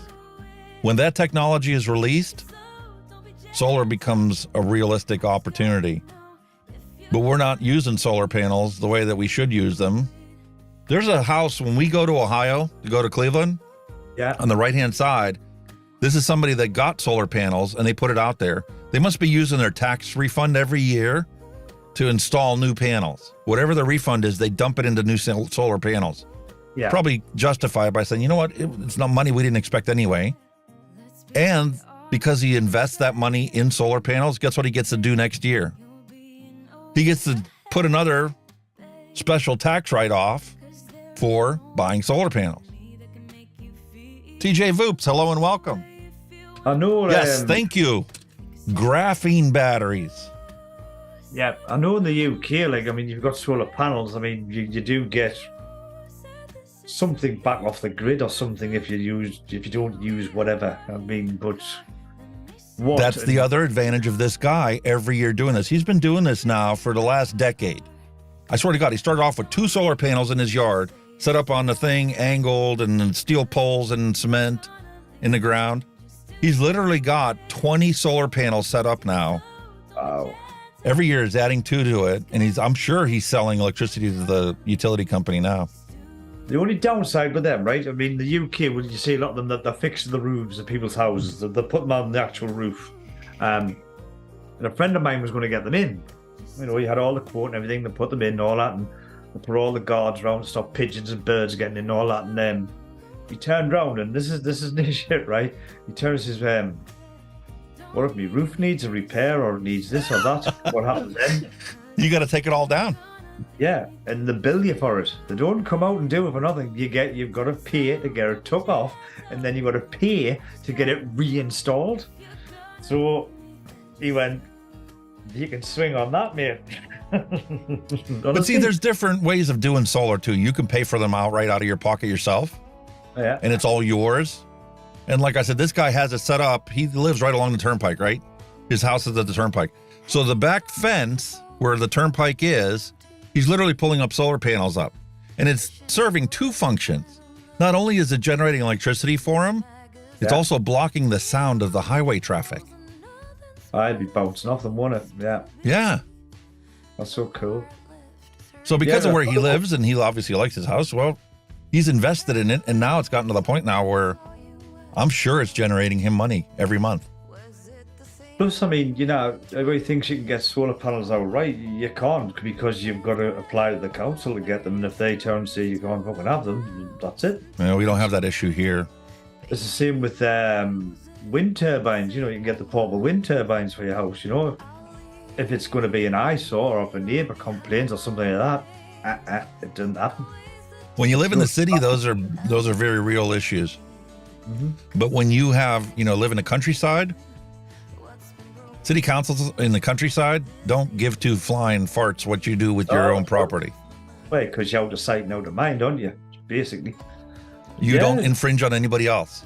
In a city, you're on top of each other. So what you do impacts your neighbor. Yep. But here you've got to actually get planning permission off the council to allow you to put solar panels on your roof. And then obviously you've got to go through all the fucking rigmarole of fucking engineers, structural engineers coming out to make sure your fucking roof's strong enough to tackle them. So, you know.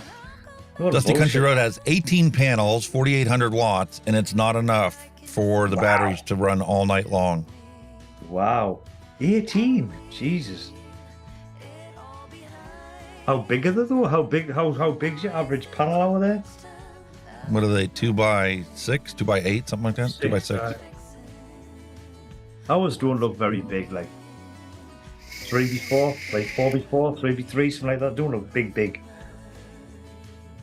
It's an eventuality. I mean, it takes time. It might take a couple decades for us to get there. But people on their own are going to, realize how much they can save if they do that.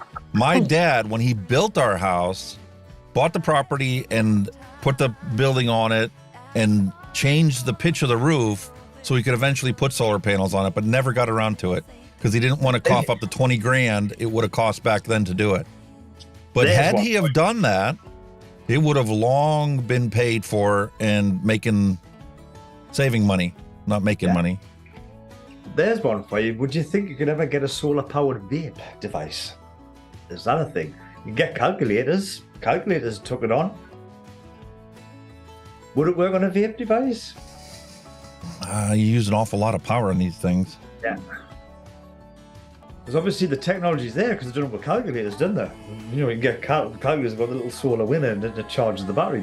But obviously my watch that I normally wear is solar powered.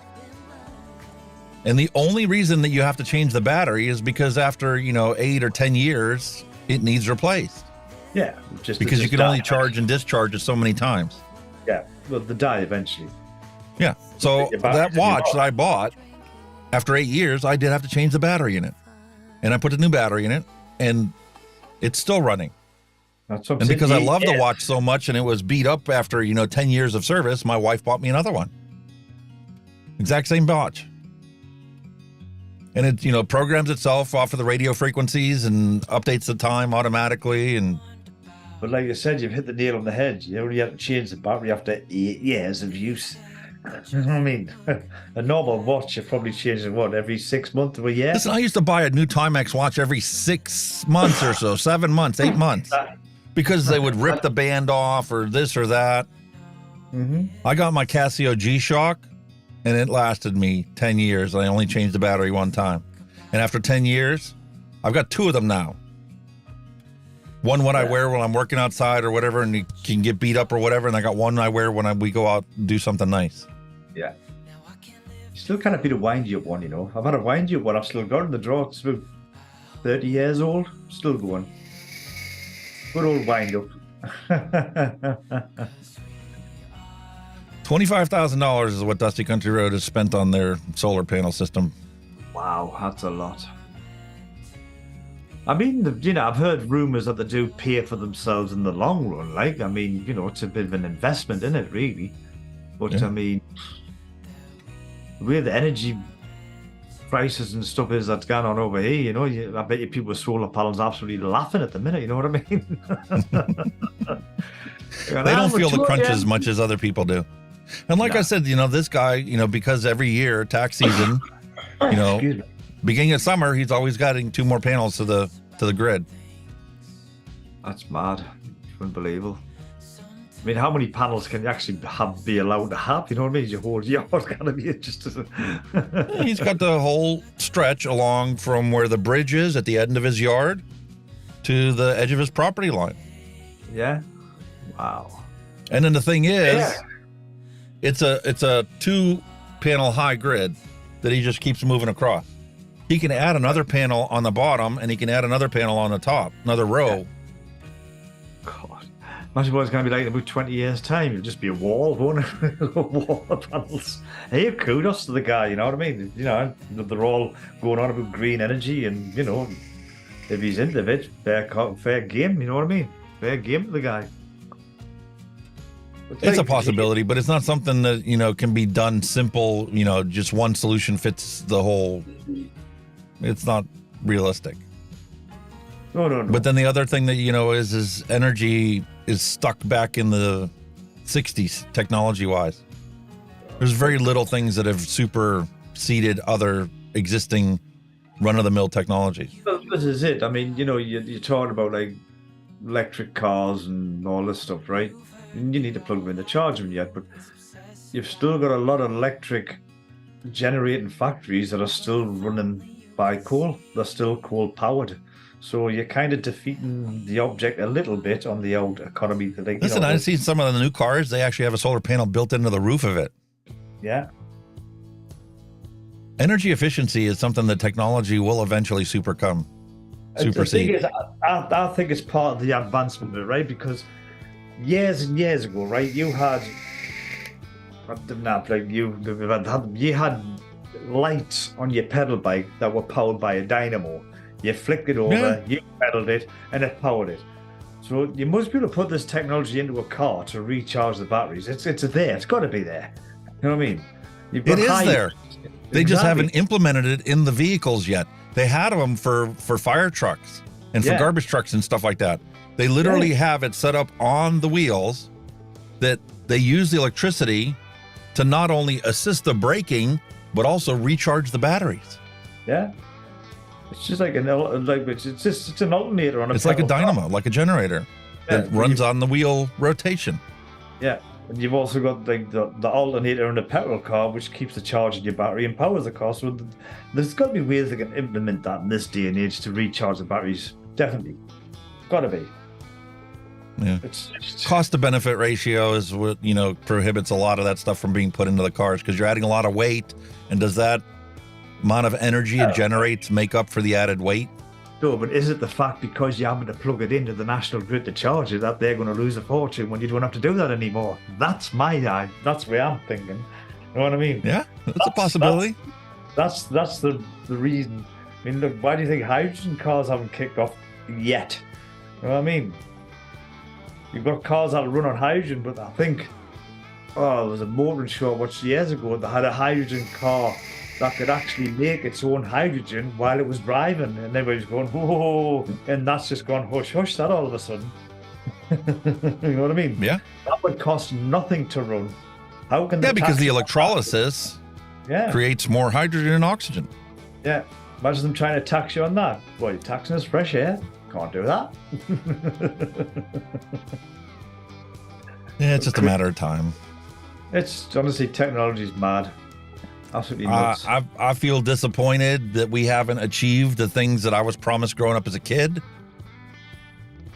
I think a lot of that is due to corporate greed. Do you know what my wife thought that we would now have in the 21st century, right? Which has always wanted hoverboards out of Back to the Future. Back to the Future is what I was exactly thinking of too. The movie. She wanted a hoverboard. Hoverboards and self-lacing shoes and. Yeah, which is devastating. We haven't got a hoverboard. Not about anything else. She wanted a hoverboard. Yeah, I was promised self-lacing shoes when I was growing up. You know what I got? Crocs. I think that's a bit far-fetched, but a hoverboard, it could be doable. They got shoes that light up. Why can't it tighten the laces? Yeah,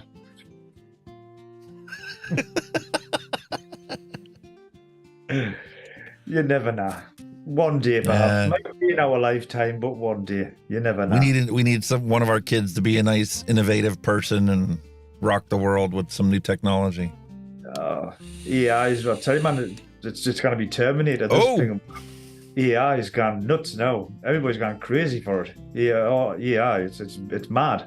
Remember we had a conversation a couple weeks back about how technology is eventually going to replace humans' labor, right? Yeah. Here's a perfect example. ChatGTP. Yeah. Can write software.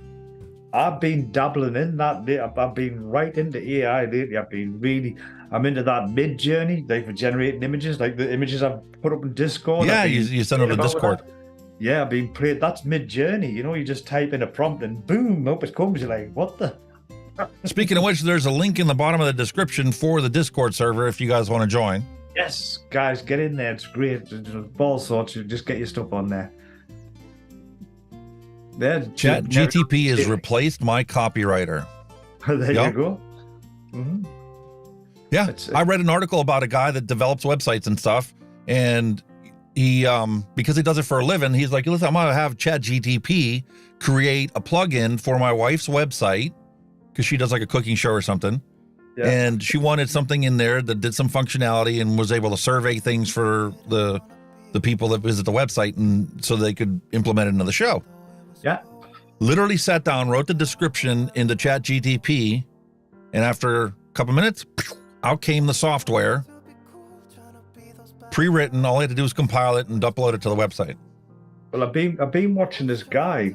Apparently, they've got like software that can detect if it's AI, and he's come up with a prompt that you put in before it, and it makes it look like it's been wrote by a human. So it beats the AI detectors that's out there. Honestly, the loophole that's coming through already are phenomenal. But I mean, look at like the battle now between Windows and Google. I think Google's bringing Barn out. Windows have just done something with Bing, where they're putting an actual like a GPT type thing in your browser. But not only will it do the text now, but it also, I think there's a guy who's looking at the Bing one. It'll do the normal chat GPT, but it'll also have web information as well. So it'll call up that, and you're like, what the? Yeah. This is what our kids are going to be dealing with here in their lifetime. Of course they are. But so, your low-level programmers are no longer necessary. Nah. Because the AI can write all the software, the fundamental software. I think, like I say, it was the same with the image processing Yeah, like a lot of artists are saying, well, hang on a minute, we're artists, what are we going to do now and all this stuff. And then obviously, I think there was a lawsuit against one of them or something for like copyright or something. I thought, well, it isn't. It isn't. Because like I think when you type in a prompt, you can see, for example, there's a picture of a lake in, I don't know, Van Gogh style. But because you put that Van Gogh in, they're trying to get you copyright how it's similar to his artwork, but it's a style. Yeah, well, art is one thing where copyright is something where you only need to change one aspect of the picture and it's no longer the original picture.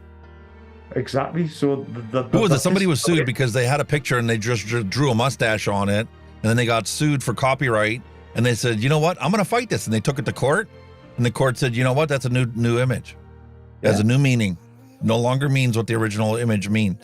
That's the way they work, because whatever they say, that image or piece of text or whatever is produced because of your input. So it's your individual input that's producing it. If you put copyrighted names, material, then they can get you. If you say, Coca-Cola or whatever, you've done something like that. But the way they've done it, you can write an article about Coca-Cola, so you're not like promoting it, but you can write about it. So it's a bit of a grey line at the minute, where they're trying to get you for copyright. But it's so much simpler with art to not get copyright than it is to do it with music. Yeah. Oh, without a doubt. The requirements to take something and make it your own, even as a remix, you need the original artist's approval to modify what it is. They changed the laws. That's true. It used to be, copyright only lasted for so many years, and then it was void like patents. But that's true. No, you get modern music now where they'll turn, an artist release a song. You can have modern music written by AI. Yeah, well, but it's like what you were touched on there. You can have an artist that release a song, and then some DJ will say, right, I'm going to put a mix in it, and boom, boom, boom, they do another song out of it. But it's still copyright of the original artist, is it not? That's the way they work. The music industry pooch screwed that whole situation. Yeah. Because they changed copyright from the original meaning that it was to now being 70 years past the death of the artist. Yeah, and the requirements for it to be considered new work or fair use is, a drop in a bucket from what it used to be. Yeah, it is mad. I always remember Paul McCartney when Michael Jackson bought the Beatles. His face, man. Jesus Christ. I think Michael Jackson actually bought the copyright for the Beatles or something, and Paul McCartney wasn't a happy bunny. Listen, if you were to take, back in the old days when I was growing up, if you were to take and create the stems for the music and create the stem for the actual voice, and let's say you took a Beatles song and a Michael Jackson song, and you put the theme, the music background and stuff in from the Beatles song, and Michael Jackson was singing, and you change the tempo to match and everything, you would have created a new song. But nowadays, the way the copyright law is written, they can both sue you independently for using their copyright. Yeah, got you. Yeah. And YouTube is a big bummer for, they're terrible for copyright. It's a very grey area on YouTube, like fair use and copyright. It's really grey. You know what I mean? It leaves the burden on you, the new creator, to prove that you are not violating copyright. Yeah. They automatically assume if somebody has a claim on something that it's already theirs. Mm-hmm. Yeah, see, you could probably play. So this is what I mean, like when you see these guys who do reactions to music videos, how they can only play it so long and then they've got to stop it, do that cork, and they couldn't sit there and play the record from beginning to end and then talk about it. They've got to cut it after so amount of time so they don't get. It wasn't like that before. I used to see plenty of videos where it was actually the whole artist's music video with somebody's picture in there, commenting on it the whole time. Yeah. And that was considered fair use. Yeah, but they're actually stopping it now after so amount because you can only play it for so long now. Otherwise, they'll whack you for a copyright if you play the full track. They're still going to whack you. You know what I mean? There's just less of a chance of it. Yeah. Because the AI has been changed in the YouTube algorithm. It literally can recognize 5 seconds of something that's in the database. Then they go, copyright. Copyright claim. It's not a strike. Yeah. It's a claim that whatever views you get now go to that person. Yeah. The original artist. The original artist, who could be dead now. I mean, Elvis Presley, he's long gone, but there's copyright all over on him. Yeah. It is what it is. It is, bud. It's some. All right, buddy. I think it's time for us to cut it off. We're now at the 4-hour mark. Fuck, what? Really? I think your wife is going to be a little disappointed in you, and so is mine, if we don't actually go spend part of Valentine's Day with our spouses. I think that's a good idea. So to save both of our hide, I think it's time to call it quits for today. Don't want to end up in the doghouse. No. So ladies and gentlemen, thank you. I hope you all have a fantastic Valentine's Day. Peace, love, and a hunky vape to end cigarette combustion. We'll catch you all same time next week. Yes, boys and girls, just reiterating on, what Alex says. Thank you very much. Thank you for all of you people that's dropped in the chat this week. Some of the, like I say, some of the UK guys, like Net Reality Grim. Thank you very much for dropping in, bud. Trust us, we don't normally go on this long. But again, thank you to everybody in chat. And thanks to Alex for putting up with me for 4 hours this time, I think it is. Sorry about the latest for the beginning of the show, but again, join us again. Same time, same place next week. Until then, boys and girls, you stay safe, vape safe, and we'll see you all very soon. Cheers now, take care, and goodbye. Thanks for listening. We'll be back next week again for a fresh round.